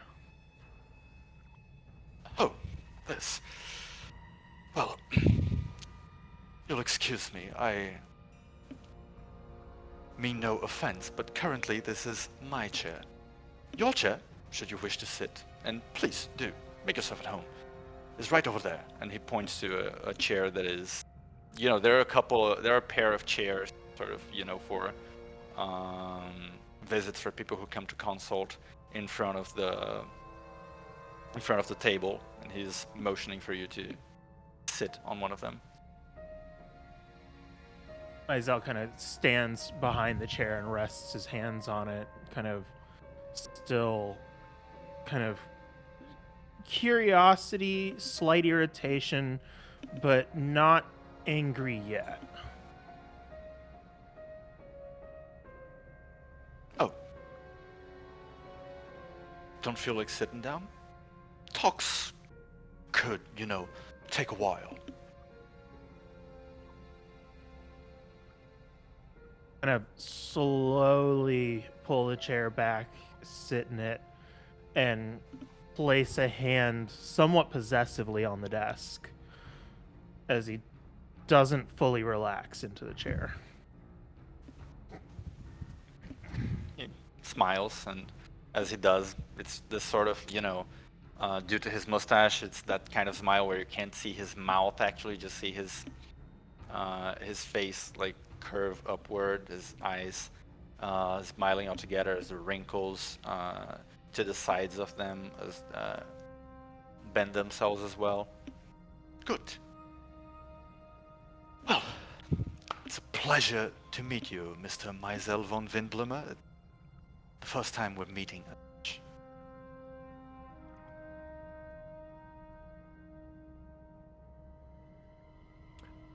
And obviously you know who I am. Who are you? A great question. But I'm afraid I cannot disclose such things to you. Not for free, at any rate. Actually, this is as good an opportunity as any. Tell you what. If you wish to know who I am, I can tell you. For a certain condition. Are you interested? I would need to know the condition before agreeing to anything. Of course, of course. Now, as things stand, we can continue our conversation. You have no objective clue of who I am. We'll talk whatever needs talking. You go back to your friends, to that cozy little inn you're in. And two questions actually really quick just about that. One, having like completed all of his objectives and achieved this high status, is the gauntlet still on his hand? Do you look down at your hand? Yeah, he kind of glances down. No, it's not. Okay. And second, and to be clear, the room is this ideal projected version of it. But as you look down at yourself, you are dressed in exactly the way you were dressed before. Minus the gauntlet? Yes, just minus the gauntlet. Mm-hmm. Okay. And is he fully lost and immersed in the fantasy now? Or is this guy kind of mentions the inn? Is it kind of tickling the back of his mind like, oh, right, this is a fantasy? Oh, as soon as you stepped into the door, you're sort of like, you're not under any illusions that this is real. Oh, okay. I thought like he. Okay, that changes like the like why are you in my desk type question. Yeah, Because I thought he was fully immersed in the fantasy and believed. Yeah, although all I of this thought was real. it was a cool detail, but yeah, as soon as you step through the door, it sort of like served its function. Mm-hmm. So you're here, and you know that this is what you want for your place in the world to be eventually, but you know that this place doesn't exist yet, at least, and maybe it never will. You know. If you were to pull up Meisel's Pinterest mood vision board of his office, it would be this room. Basically. His vision board. I'm just gonna kind of like, in my mind, then imagine it like the door behind him snaps shut, and he realizes this is all a fantasy.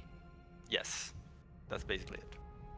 And he continues. But it's still very like private for somebody to have like gleaned Oh, your for mind sure. for your ideal like.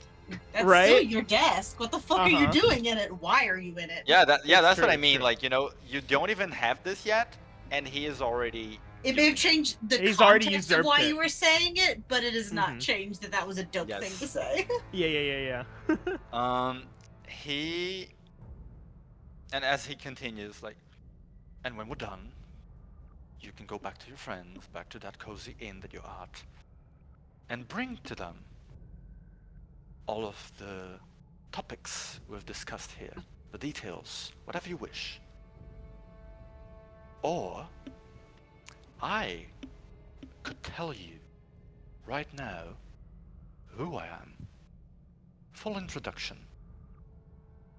Everything you need to perhaps make your own opinions about me. But as soon as we're done talking, you will forget all that has happened here. Of course, should we make any further deals, anything that requires some conscious action on your part, you will be permitted to remember the details of those such that you don't break them unwittingly. But as for everything else discussed here, it's gone from your mind. What would be the point of you telling me all that if I would then forget it later? Because if you know who I am, you are better informed, make dealing and conversations with me, are you not? Whereas you may get input from your friends afterward, but without knowing who I am, who knows if you're making the wisest choices. I get a vibe check on this guy. Is he feeling like malevolent or like our good intentions at heart? Is he offering deals to benefit himself, to benefit us? Kind of like No that kind one of vibe? makes unbenevolent. No one makes benevolent deals. I would like you to make an insight check, and I'm also gonna say, you guys are free to make like comments, etc., but do not make commentaries that might influence Kevin and Meisel's opinions or decisions here. Oh, I've been keeping myself muted for that, so Yes. my peanut gallery comments over here. Yeah, exactly. This is something that he has to do on his own, including speculations on who this guy might be in case he refuses to make that deal. I'm just gonna mute. I ain't saying nothing. You get a sense from him that he's not being malicious, nor is he being good-willing toward you. He would have probably been a little bit more reassuring in his manners if he was truly being generous here. But you also don't catch the, in his words, the characteristics that you're used to of someone who is trying to lead you into a trap. It does feel like he's trying to lead me into a trap? No, it doesn't. Oh, okay. So speaking to you very matter-of-factly, as a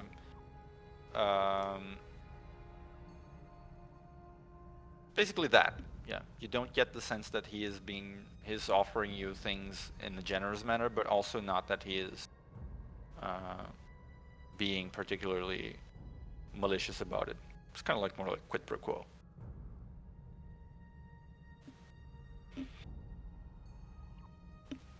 Now, I will ask that you make this decision before we move on to the main topic of our conversation here. What will it be?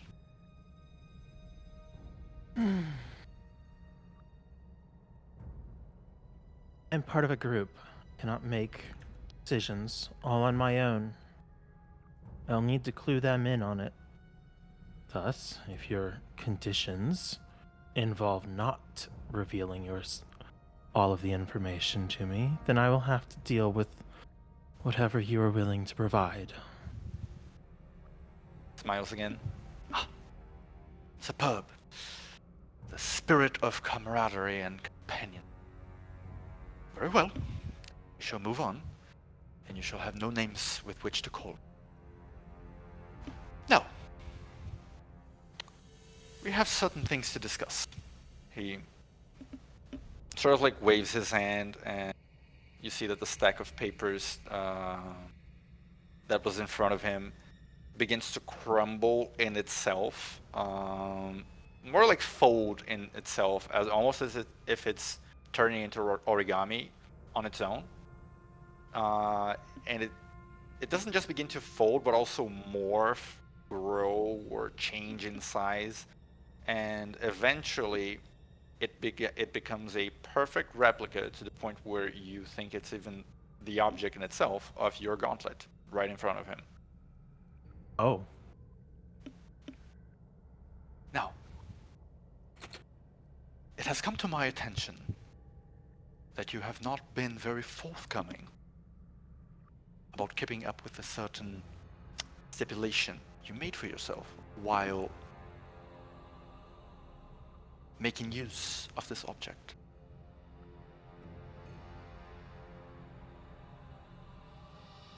Do you have any idea what I'm talking about? I've failed not once, but twice now to remove a vampire from Great Helm. That is quite correct. See, the first time around, this little thing, points to the gauntlet, was just about to get your ass for. But, as a bit of a gesture of good faith, I decided to stop it. Give you a week. See what you would do about it. And then you had another opportunity. And once again, you went back on your word. Now, he kind of like raises his hands in a placant manner. I know. Your oath was simply, I will get rid of vampires. You did not stipulate a time limit, a deadline. And I will say, perhaps it is a bit of a design flaw of this little darling that it accepted such a no. Do you know what the problem is with this promise you made? Problem is that it conflicts with some of the other oaths. One, Oh. it can. Is he interrupting or? Yes, he is interrupting. Oh, that is Okay. not a problem in itself. If you make conflicting oaths, I am not going to stop you, and you will face the consequences of your actions. The main issue here is that if you do not set a deadline, you could simply not fulfill that condition until the day you die. And then you have successfully escaped any punishment for your inadequacy. And that's not fair. Do you understand? I do.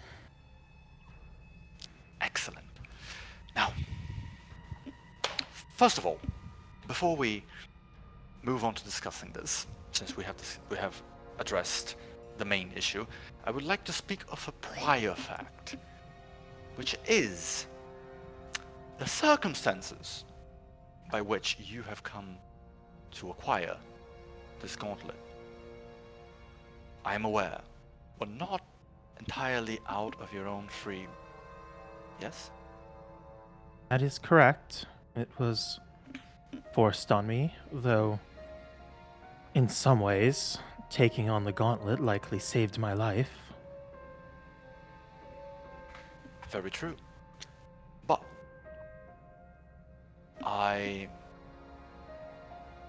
in the name of fairness, I will offer you just this once.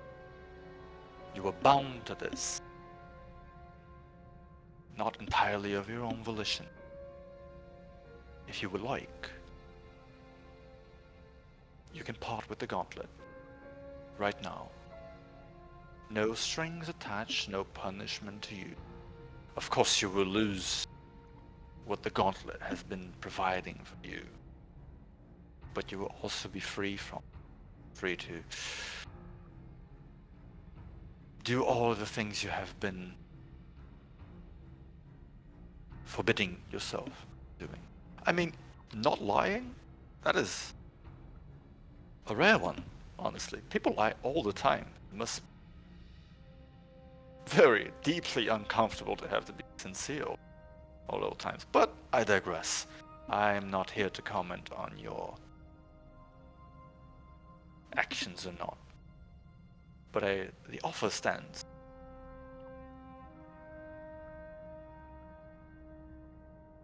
It was offered to me once before to take the gauntlet, and I declined because most of the oaths make me a better person. In fact, all of the oaths I'd taken up until that point, I believe, shape who I am and make me the better for it. That last oath, the one that has caused this conversation, was made rashly, in a moment of emotion, after we nearly died to a vampire. I've since learned that not all vampires are bad, just the ones I've dealt with up until that point. I think I regret that oath, but I'm not sure that I want to give up what this gauntlet has shaped me into and helped enforce me to be a good person. Tell me, no names of course, because of your privacy, can you at least reveal whether you are the spirit inside the gauntlet or its creator?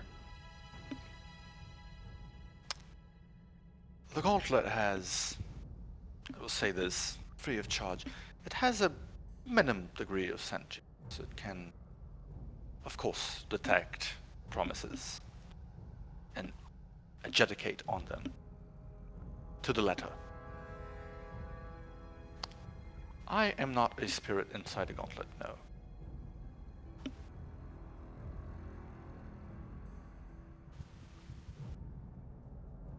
But you won't tell me whether you're the one that created it. That's all I can surmise, since you had the ability to intervene with it. Perhaps I made it. Perhaps I came into possession of it. Perhaps I wielded it for such a long time that my existence became inextricably tied to it. You shall just have to draw your own conclusions, I'm afraid. Very well. Since you know so much about it, can you tell me, is there a way to rescind an oath from it? I understand there's differences between breaking it and a punishment therein, but I think also realizing that several of the oaths conflict with that last one. Namely, not to harm an innocent, as we've now discovered 2 vampires that are fully qualified as innocent, And also not to question my own resolve. And my own resolve now tells me that not all vampires are bad, and should be judged based on their actions, not on their existence.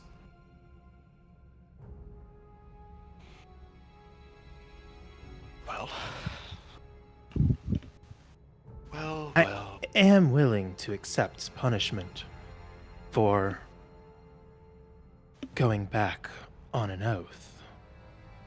But I don't know if it should technically count as breaking the oath.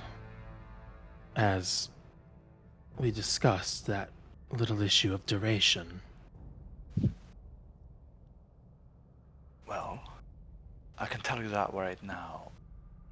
This is not a forgiving contract you've written yourself into.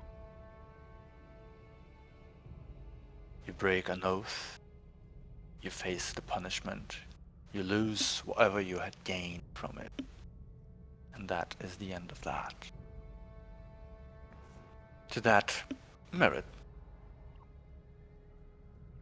to rescind this oath, are you willing to also the transformations it has imparted upon you, and might I say, bold action you took with that there?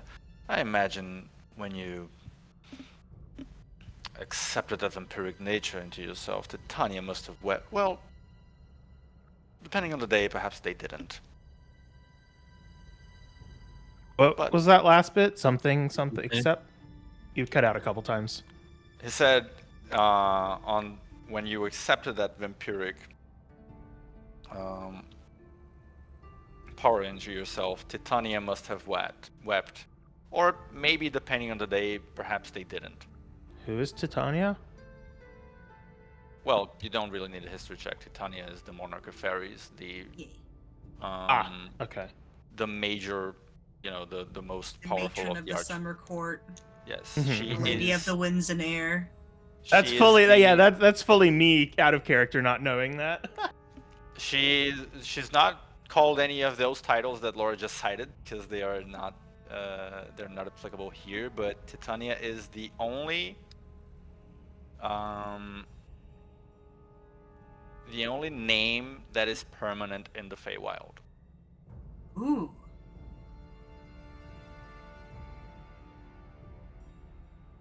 Indeed. Would she be considered like kind of a mother figure to all of the Fae? Not a roll a religion check. Okay. Where I will say it's not a mother figure, but the degree to which I will correct the sentence depends on the check here. 7. Well, that exhaustion's a bitch. Titania is not a mother figure Mm-hmm. to you. You just know that there is a monarch of fairies around, who is supposedly like the head honcho of the Archfey, whichever ones are around at this point. Mm-hmm. You don't know much else about them. You're not really sure what form they have taken in present times, or what else is going on with Titania. But yeah, it's just common knowledge to all fairies that Titania is their not boss, just like their higher being. Indeed, it was, as I said, a rash decision in a moment of passion, with my comrades having almost died around me. I thought that perhaps if I became like the thing that I hated so much, that it would help me defeat them.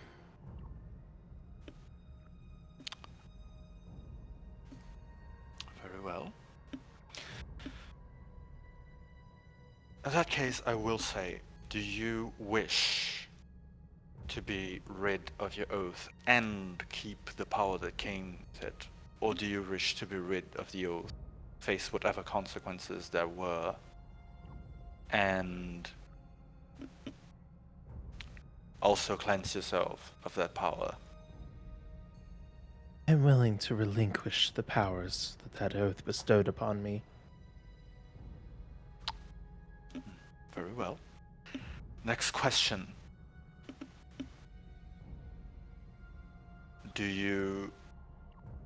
Are you interested in the future to have the option of making another promise to the gauntlet in place of that one? That is the reason that I asked that particular question of if it could be rescinded rather than simply broken. It would be nice to be able to make up for this rash decision by finding another way to better myself in the future.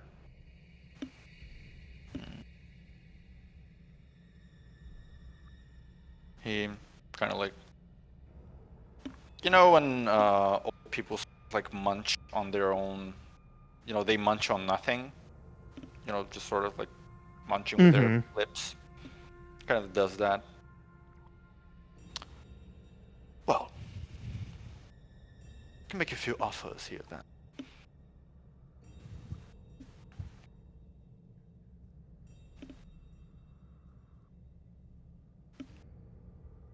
For any of the powers that you currently possess, and I expect your answer not be positive to this, but I am willing to allow you to keep powers without needing to adhere to the oaths anymore, and even open up the gauntlets to make a new.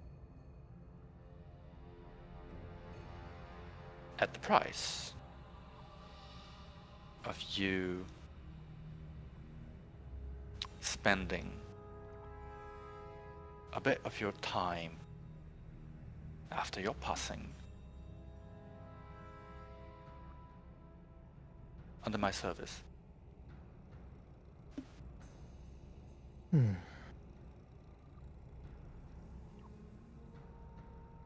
time being twice the total amount of years you would have lived for. However much that is when you die. I would have lived for? In the sense that if you die at 50 years of age, you will be served 100. Oh, okay. So that I have lived for up until the point I die. When you die, yes. How does the afterlife work in your setting? Would you like to roll a religion check again? Oh boy, let's go. Perhaps with a better result this time, or maybe not. We'll see. A little bit. Slightly better. Well, according to what you know, like surely the fairies like have some kind of belief. The fairies don't. No, interesting. No, they don't have religion. The one there, this much you would know just because of where you come from. Fairies don't pray to anyone. The elves of the material plane do. They pray to Coralon, to Lolth, to Deep Sashalas, to Hanali Salanil, to Sehani Nibo. They pray to the elven gods. The fairies don't pray to shit. They don't have the concept of religion there. And in the years you have spent in the source, in the material plane, you have gathered that there is a general concept here that if you believe in a god, and if you do things as they indicate you do, which depends on the god, you may be entitled to spending the rest of eternity sometimes, or maybe not eternity at other times. You're not really sure if that's how it always works. Doing things at a place that is presumably better than the one you spent when you were alive. And conversely, if you're nasty, you're going to spend some amount of time, which you're, again, not sure if eternity or a specified amount of time, suffering for it in a specific manner, in a place that you're not also entirely sure about. So, you're not a religious person yourself, and you're not entirely sure if you would be entitled to an afterlife somewhere for the things that you did, even if you don't believe in a specific god, or if there is like a baseline amount of faith that you need in order to earn that right.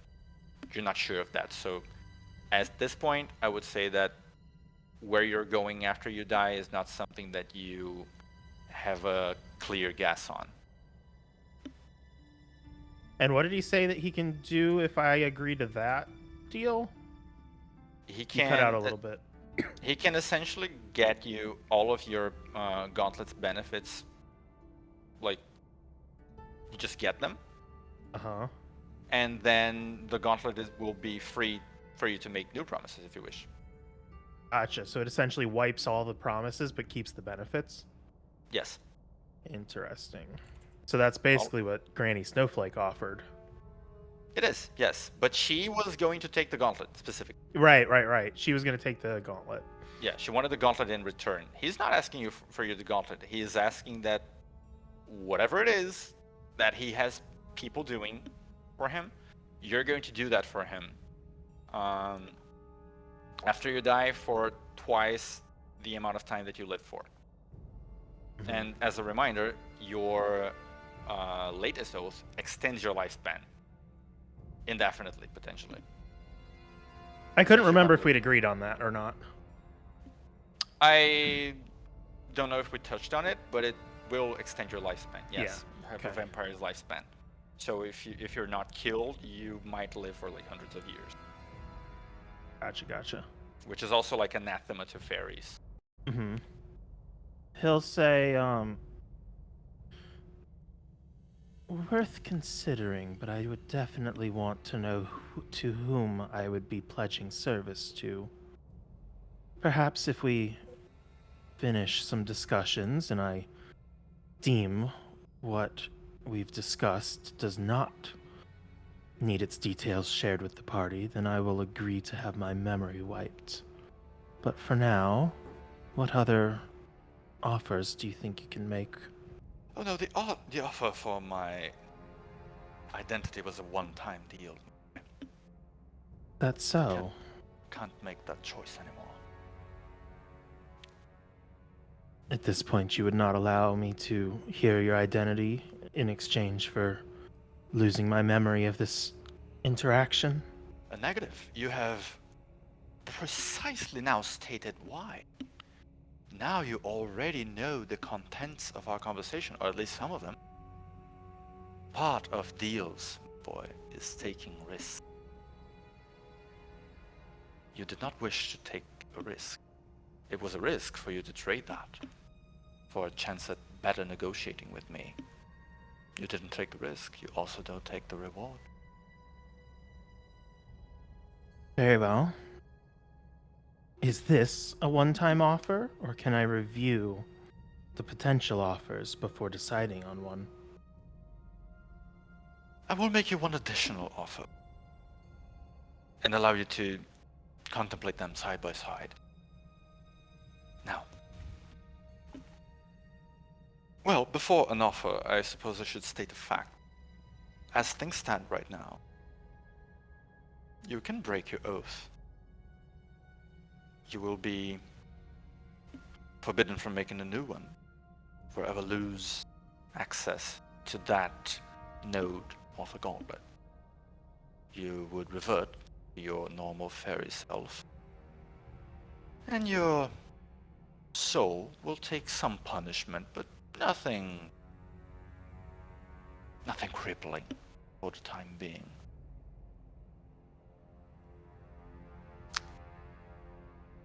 That is what is going to happen to you if you forfeit your oath willingly. I can, however, let you forfeit the oath and everything that comes with it, but free that node up for you once more so that you can replace it with a different oath at a later date. Partially because, personally, it is not very common for mortals like yourself to make quite so many oaths and live with them. It's just fascinating. But of course, I can't just be giving boons away from free. So, as a price for that, well, let us hear an offer from you then. What do you think would be a reasonable price for me freeing that slot up for you? That little gem of possibility that you may bind yourself further in the future.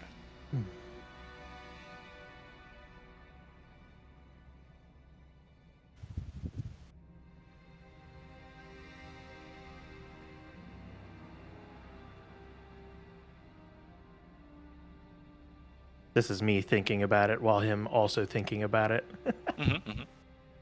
Because that is not something that I had considered, and I probably should have.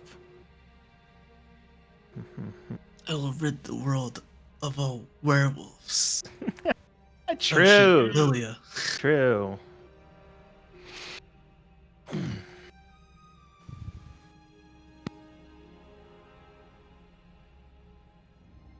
He kind of studies this individual in front of him and says, I could take on an additional vow I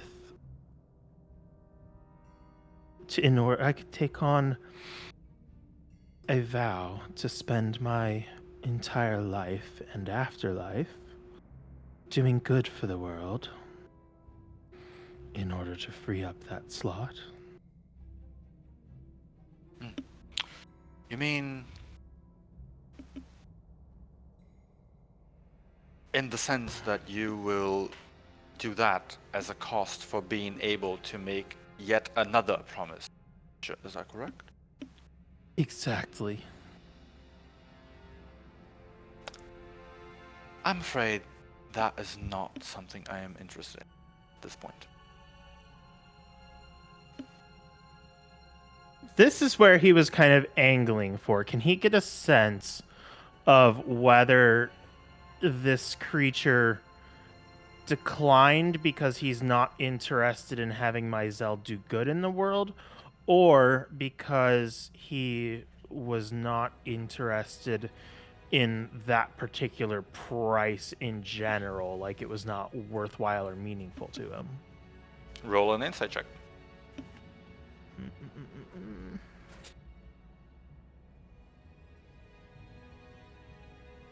I lost the button for a second.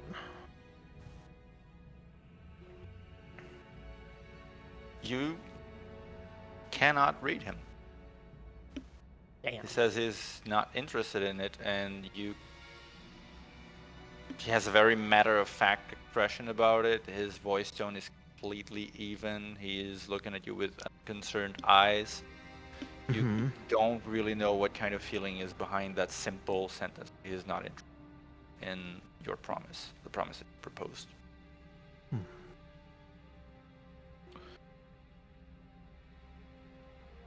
Then what would you view as an apt cost?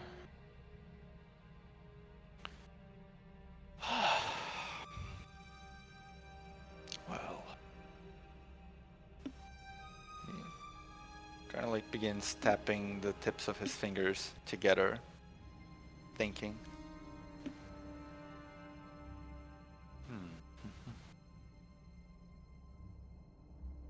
Man such as you. What cost indeed?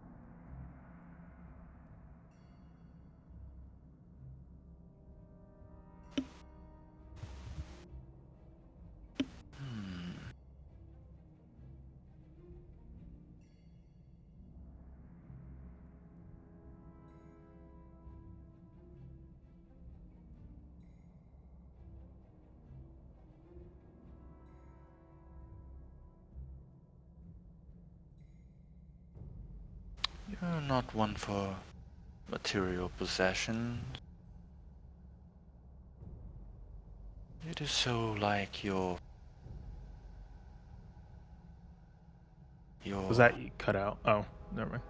sense of justice, investigation of the world. What cost indeed?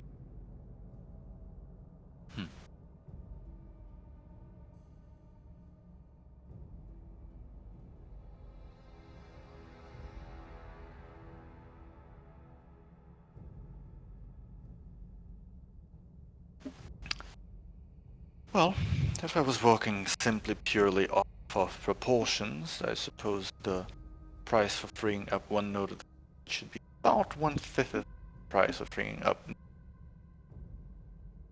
So perhaps 1/5 of your total lifespan. Well, 2/5 since it's double. In service of me after you die. Be a Wait, what was working the logic for price. 2/5? Because originally it was twice of the total amount of time that you would have lived, right? Ah, okay. So instead of 1/5 for one node, it would be 2/5. Well, Well, yes, 2/5. I think my math is right. yeah. If we're going by laws of proportions, then 2/5 of my lifespan would also allow me to keep the benefits of that oath while nullifying it and allowing me to take on another. Correct. But going off simple proportions like that seems a bit linear.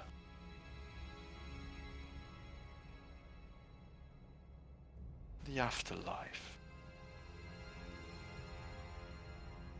What if you think of it this way? With those benefits in place, I would still retain the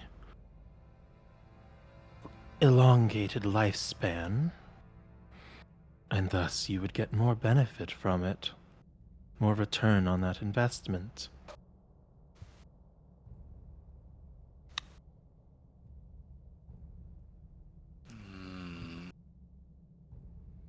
Perhaps to consider.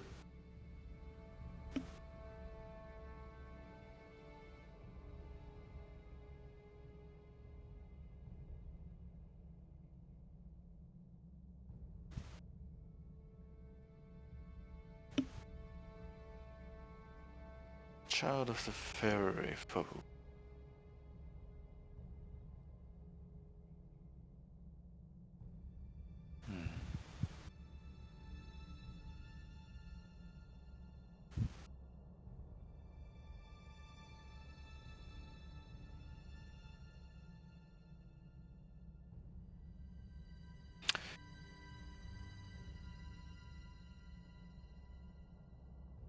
Do you recall the one who gave you gauntlet? I do. There are more relics in this world.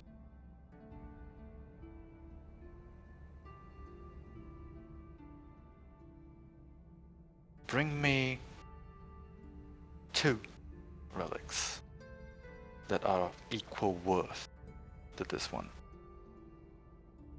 And I will free up that oath space for you at that time. If at any point in your life you wish to make an oath before you have paid this price, then I will consider price as being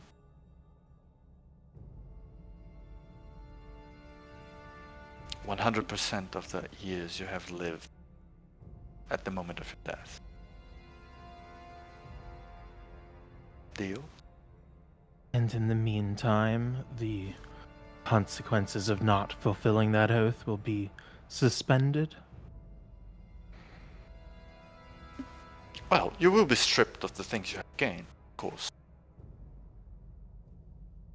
And I will be confiscating the part of you that you would have to part with as a punishment for the time being. But if you free up that oath, or if you make a new oath, you can have it back. I'm confused. Okay, so here's the punishment for breaking an oath, right? Is losing what you had gained, and according to what he is saying, losing a little bit of. It's unclear if he means like a little bit of your or a little bit of something else. What he is saying here is he's offering you, as a price for freeing up that oath slot, you can procure for him 2 objects that are of equal worth of the gauntlet and pay to him as a price. While you have not gotten these relics for him, he will be essentially taking that part of your soul, let's call it like that, as collateral. Or like withholding the punishment of of otherwise breaking that oath? No, you're still going to lose the stuff that you gained. You're essentially going to face the punishment, but he is willing to give the soul part back to you if you fulfill that condition. And as an alternative to that condition, if you have not yet managed to procure relics of similar worth, and you really think you need to bind yourself to something to acquire something, you can then, in place of those 2 relics, pledge to him like all of the years that you have lived as years of service after you die. So instead of a 5th, it would be like just 5/5. If you can't sort of like hold out until you have gotten the relics for him. That seems like a offer slanted in your favor more than the other 2.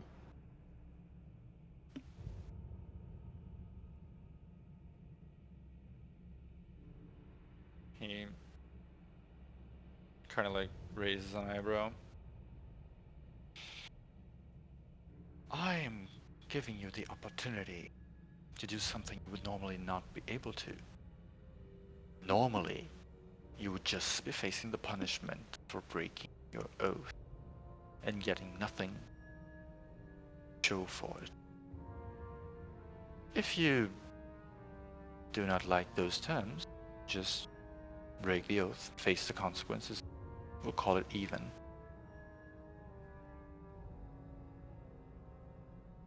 Do understand that you're offering me a favor.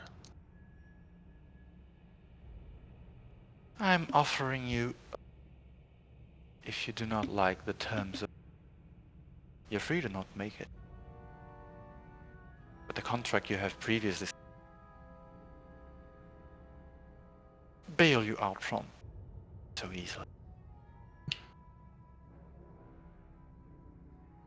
So you're not willing to accept the 20% of my lifespan as service in order to retain the elongated lifespan and free up that slot? No, I am not. As I said, proportions might lead to that conclusion, but I find proportions dreadful. Besides, what's to stop you from killing yourself? Lowering payment that I will. Then, why don't we add some limits to it? For example, should I live less than 100 years, set a minimum duration of the service that you would require. That is a fair stipulation, but no, I will keep my offer as it is. 2 relics, or 100% of your lifespan But you can decide that over the course of.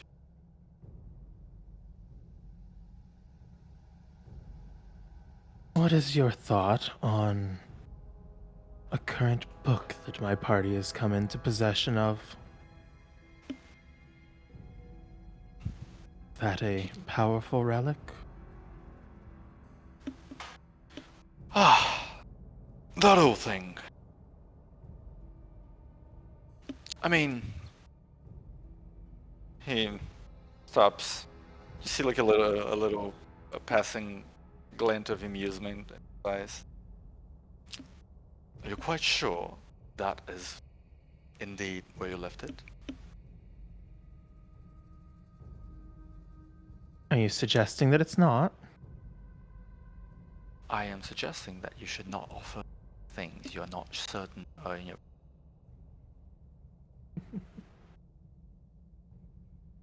But I was not yet offering it. I was asking whether such an artifact would be considered as valuable as the gauntlet. Oh, if it's in your possession and if it's from this world, yes, absolutely. If it's from this world? Yes. When did you specify that the artifacts must be from this world? I did not. I'm just gauging their worth. The book is not worth as much if it's not from me. Based on what we've learned about the book so far, do I think it's from this world? You have no clue. I have no clue, okay. But you found it in a very weird space. Mm-hmm. You met me in a very weird point in my life. I will say to you, however, none in your party currently possesses anything of similar worth to this thing here. He taps the gauntlet a couple times.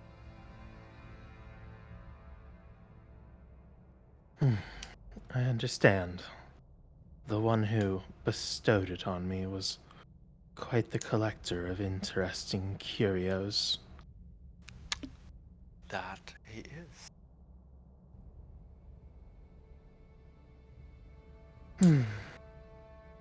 When he says that he is, you can, like, his expressions are very hard to self to a point where it might be a little disorienting. Faced with someone of this stature. But is this literally the motherfucker who bestowed it on me? I don't know. Like, kind of doesn't look like it. Doesn't look like it, but looks can be deceiving. Sure. But when he does he vibe like it? When he says that he is, there is like a again, like he smiles. There's like a little bit more malice to the smile. A hint of amusement. Yes. Just says that though.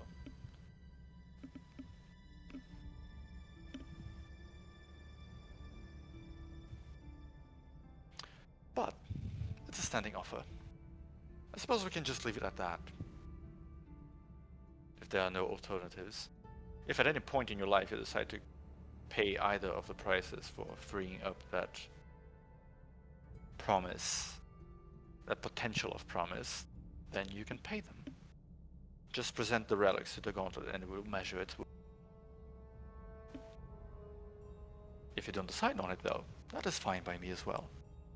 I will have my payment for your transgression regardless.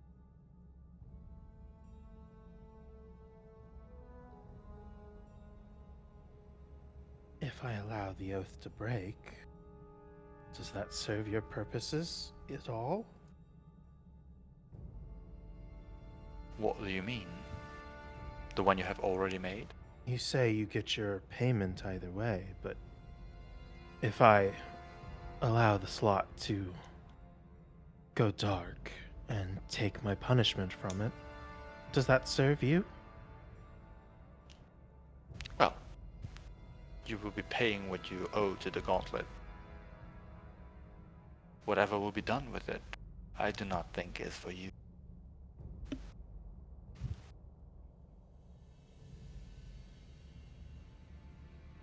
Oh God, can I get any read on whether this guy is more good or evil aligned? Can make an insight check. Okay.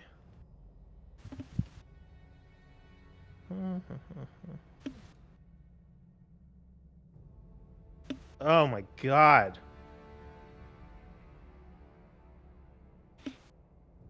Can't tell for shit.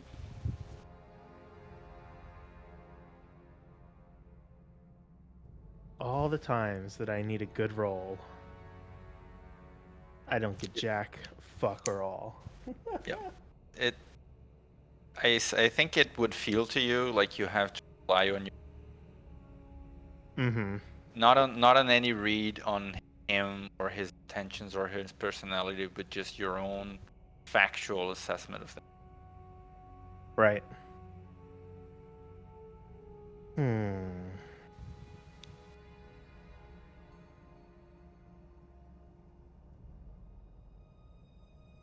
If I were to pledge to you double my lifespan in service in return for all of the Oath's, or all of the Gauntlet's potential back, what would stop me then from down the road shortening my life? Is that a risk you're willing to accept? Oh, since you've so graciously proposed the idea, I would establish a baseline of smiles. Oh, I established the baseline offer on the contingency of freeing up that one slot. But I like that idea, so we're going to use that one here too. What would the baseline of service be?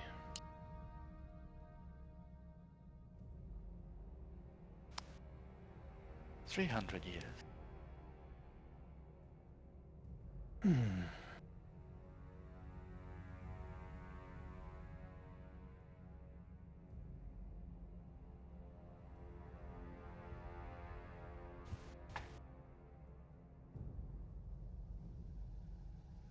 Exchange for setting such a baseline, can you promise me that my service would go to good and not evil? No promises of any sort. Am I about to do a mythery here? I don't know. Do It's your it, character. do it, do it. Selling my soul. Whether I do things causes you call good or for causes you call evil, not place any input on. Don't over negotiate.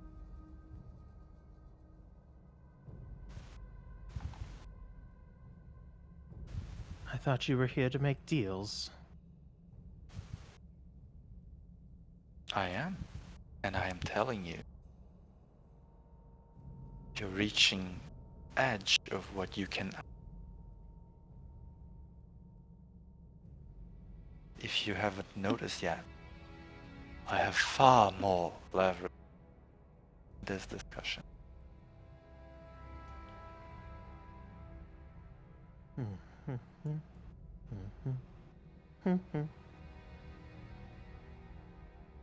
Well, TikTok, the Raven Queen won't be very happy if we take up too much time here. Fair Just enough. fucking name dropping. What a bastard. Imagine just like a raven lands on his shoulder. I'm not sure who I'm even talking about at this point. You or the person proper. Like, I mean, Ataka, what a bastard.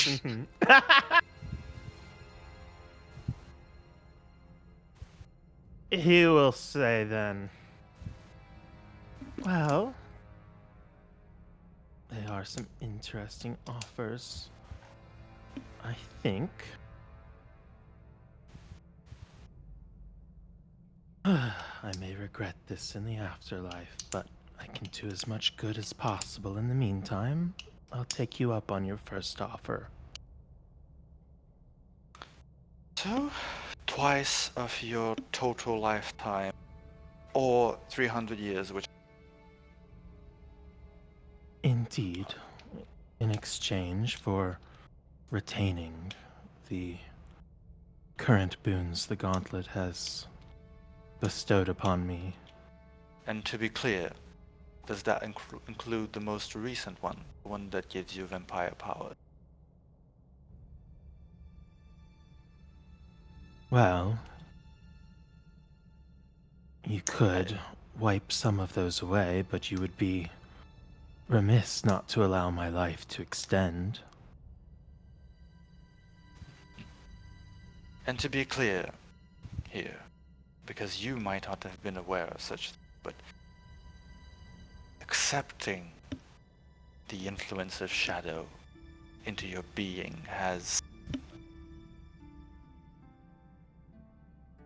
not entirely closed the door, made it that much farther for your soul to reach the place where you came.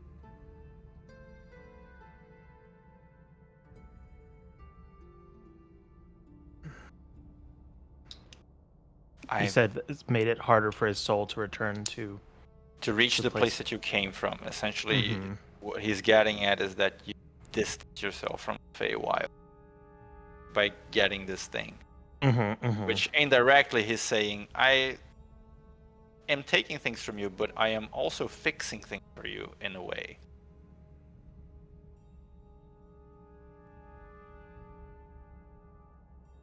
But you're not willing to tell me if my service afterward would allow me to return to that place or not. Sorry, repeat that? But like he's saying, but you're not telling me whether my service to you would distance me from that place or not as well. Oh. During the years under my service, obviously, you be preoccupied with whatever I have on hand for you. After that, your soul is free to go wherever it would be available to go, regardless. There will be no... What is that word the Harnish use? Such things? Karma. Yes, karma. There will be no karma for you from the things you do under my name. I take responsibility. As for your thoughts and feelings on them, those are your own, of course.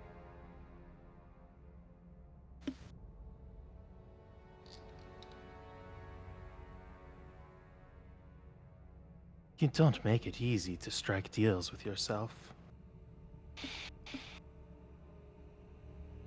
Deals are give and take. You can't decide yourself on what you're willing to giving. Well, perhaps you're not that versed in the art of the deal. Okay, Trump. He turns orange. No. Jesus Christ. Jesus Christ. Cheez-Its. Oh my god. Would you, as a part of that, and mind you that I am losing probably and gaining in equal measure, be able to take all of the vampiric nature other than the extended lifespan? It would benefit both me and you.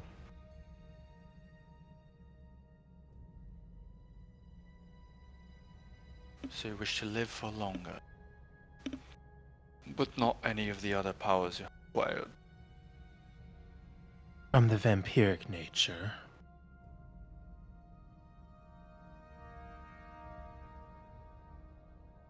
Sizes you.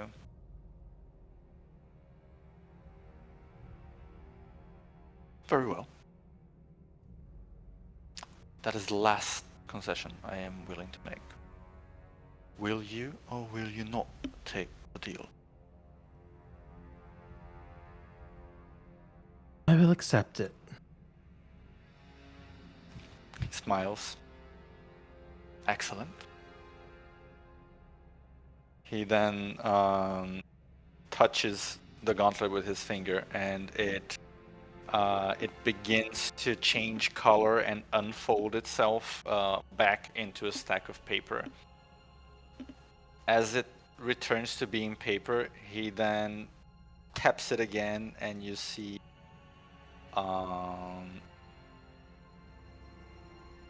sort of like a golden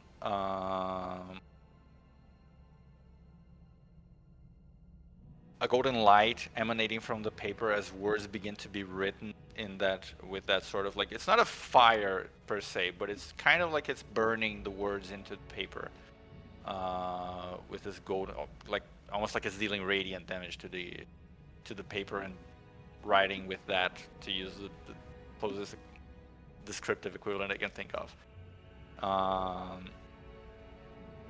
And then it stops, and there is like a fully like written out paper in common. He picks it and hands it to you. Alongside it, like this quill sort of just floats itself toward you, and you can inspect the paper, and it specifies all of the terms of your contract. Even however carefully you inspect this paper, he's not pressing you for time or anything. You're free to revisit it. There are no small words, no double meaning. To everything that you can attest to, it seems to be exactly what you are agreeing to. You will have all of your current abilities from the gauntlet, except for the vampiric traits. And in that exception, except for the extended lifespan, and be able to make 5 more oaths to the gauntlet at your discretion. Still being subject to whatever penalties may apply for you to break those oaths. And in exchange, you, at the moment of your death, whatever remains of your action in this world will be bound to the service of this. And you can see that his actual, like, something referring to him is written in the paper itself, but you can't read it magically. It will be bound to his service for either twice the amount of years you have lived, or 300 years, whichever number is larger. After that, your soul will be free to go wherever it has earned any rights to go, or to whomever has rightfully claimed it thereafter.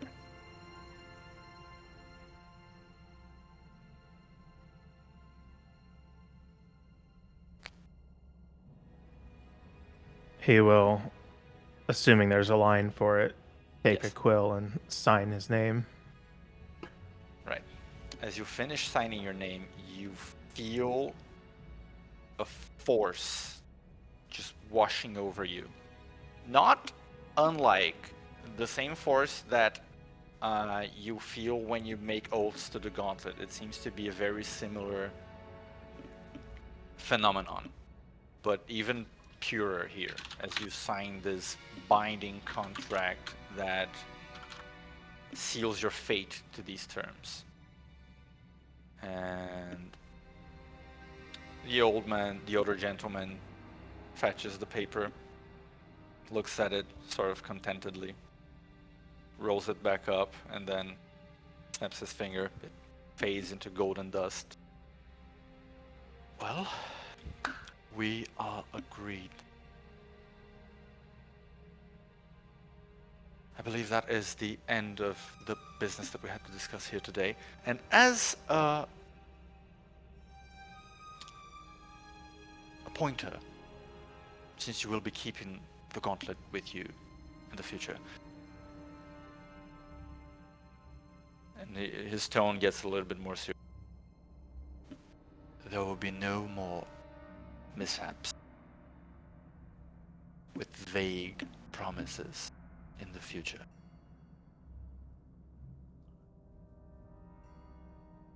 Do you understand? I do. Good. Quite good. Well then, you must be terribly restless. In the very literal sense of been a long night. I've taken notice. You should probably be heading back to your friends by now. Yes? Indeed, I suppose I should. Excellent, then I shall not keep you. He claps his hand twice and you feel the door manifesting itself behind you again. This time it's not that gaudy golden door, but it actually looks like a normal door from the inn that you were in. Mm-hmm. It's just floating there, like sort of like in midair though, like it's not affixed to a wall or anything. Just a door in the middle of nothing. Myzel kind of turns toward it, but pauses for a moment and says, "You know, if you'd just announced your intentions, you wouldn't have had to goad me in with false promises." Oh, false promises. How interesting. Kind of gestures to their surroundings. He looks around. Nice room, eh? These are just things that are in your own heart, my lad. Keep at it, and you just might get there. I will be sincerely hoping for your success.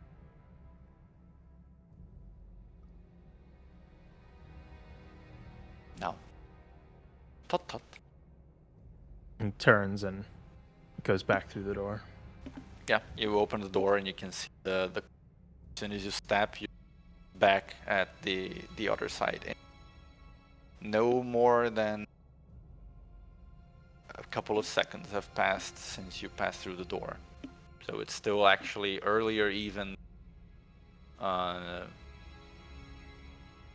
Lilia and Luna ever coming into contact with Noah. Wow. Are the kids still in bed? The kids are still in bed. Rella seems to be having a very fantastic dream. Kayla seems to From be a what diva. as best as you can tell, Kayla seems to be a very sweet child. Thank you. And you, if you look at a mirror, you see your complexion is back to how it used to be. You officially don't have any of the traits anymore. Wow. Except presumably for living longer. Mm-hmm. No more vampire jokes. Does he does he look at all younger? Or is it kind of the same? I guess when he got the vampiric traits in the first place, did he look at all younger? No, he just stopped aging, so to speak. Okay. And then then he'll still look about the same. Yes, you still look about the same, except like the complexion coming back. I think you had also described some change in your wings as well. It would have gone back a bit. Mm-hmm. You don't feel as averse to the concept of sunlight. But yes. Smile to himself and take his place once again in the doorway. Watching Kayla to make sure she doesn't do anything untoward. Okay. Before we call it off, just for the crew that had been outside looking for Noah and now come back with Noah, would you have anything very significant to do before heading to bed, or are you getting to the inn and then going to rest? Hopefully going to rest. If I get back and Myzel is just normal, well, I don't even know if Luna would address this. We'll talk about that in the morning. Oh, it is the morning. We'll talk about that once I've had minimum 6 hours of sleep. Oh, yeah, we're gonna shelve that. I think Luna just looks at him and is like, "Are you wearing makeup?" And then walks past and goes to bed somewhere. Right. So presumably all of you are just getting there and leaving pressing conversations to be had when Well, unless next you wake up. Unless he That is- tells me that happened, then I guess I had to be awake. No, Yeah, well, he'll let you go to sleep. He'll just kind of smile and allow you to go to sleep. She does not smile at you. Okay.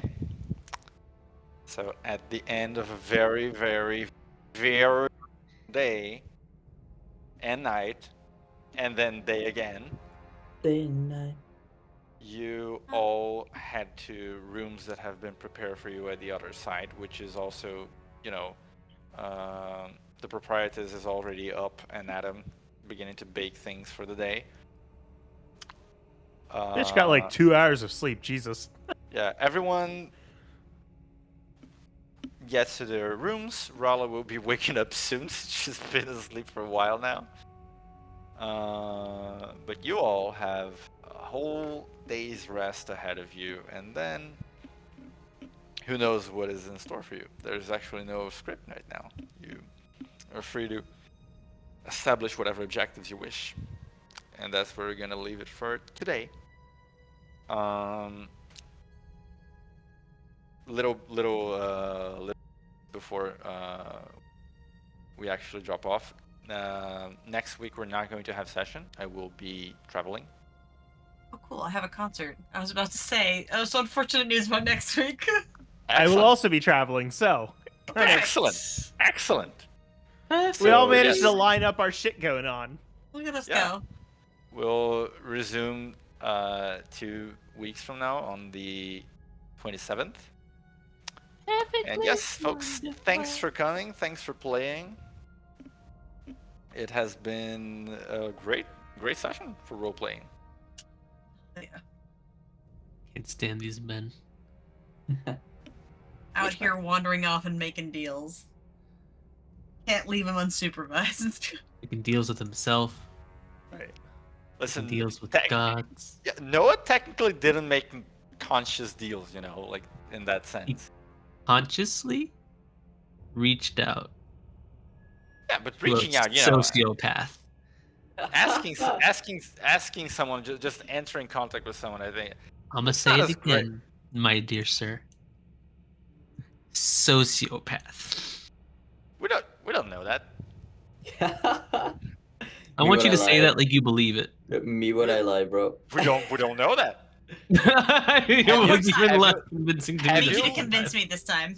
Have you looked him up? Have you looked him up on Arcanepedia? You haven't. Arcane. Maybe he's an upstanding guy. Me reading the list of like traits of a sociopath: lacks empathy and God, I don't think know. I know who this guy is, and I'm like, "Ugh, this is gonna be interesting. Do you though? I think. It doesn't mean I'm right. Yeah. There will be a time for guesses to be made, I guess, out of character, but maybe only when we actually end the whole campaign. Who knows? If that ever happens. Yeah. Or you can just make guesses in character. I don't know. I'm not the boss of you. Mm-hmm. how do you know this happened? Yep. Instead, we went and searched the city. I am glad we found them though. That was nice.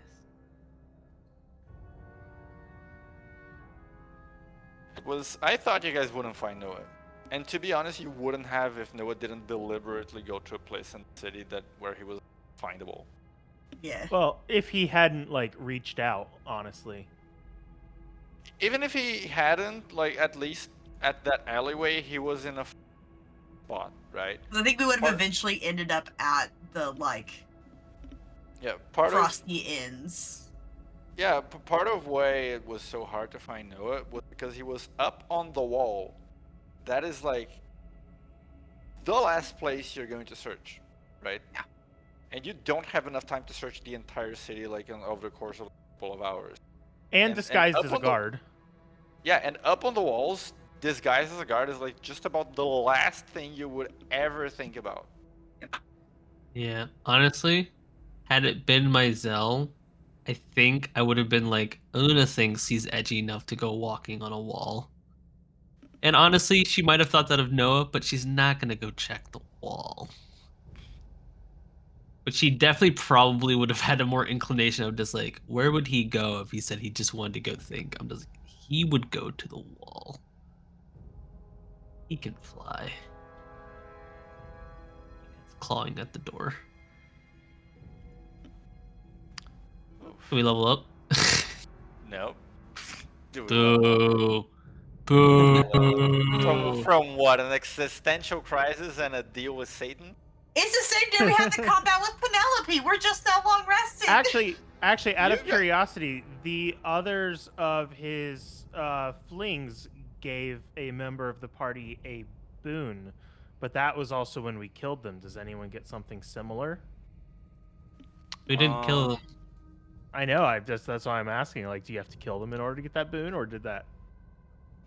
Not mechanically right now, but there are different things that may come up once you guys are, rested and have conversations. But just off of defeating Penelope, like at this moment, no. I was just curious. I actually don't even want to level up. I want to find another Dragoon thing before You level up, like, I'm pretty sure you level up after beating Lineker. It's been like one fight, guys. It's a long fight. It's fun to ask. I know. I'm just saying.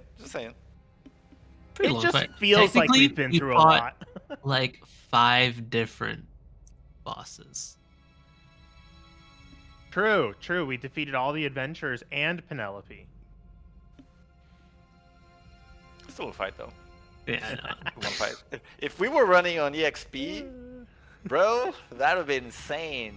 What level were the adventurers? Yeah, well, only have CR probably. I know, but like... I don't, this is my secret. I don't do CRs. Yep.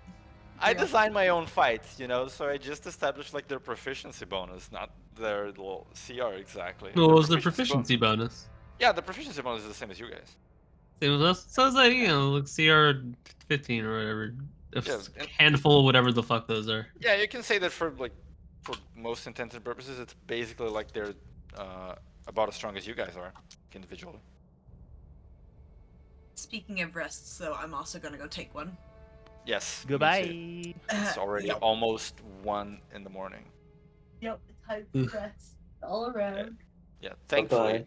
the only reason we're still here is because I don't work tomorrow morning, so I can sleep a little bit more. Nice. GG. If not, I Farewell, would have been. gang. I'm so tired. Bye-bye. Yeah, night. But If not, I would have been like, Mizell, you're gonna make a decision right now because I need to go to sleep. Yeah. Sorry that took so long, but it was No, kind of it's a not. very It's fine. curious That's thing. the thing. Like I didn't have to rush it, so it's fine. I'm sorry.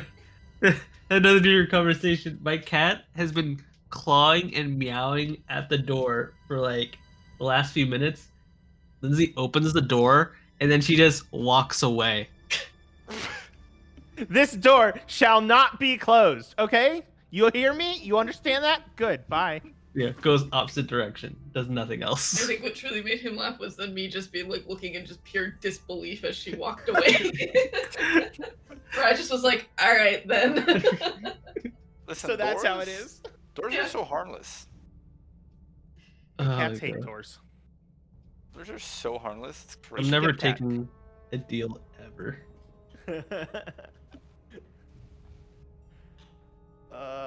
Gonna have to have rainbows and cookie and sunshine behind it. Alright, I'm going though. Yeah, I'm gonna go to sleep as well. I may, Thanks for if setting me up. Mizell may very well be like out of the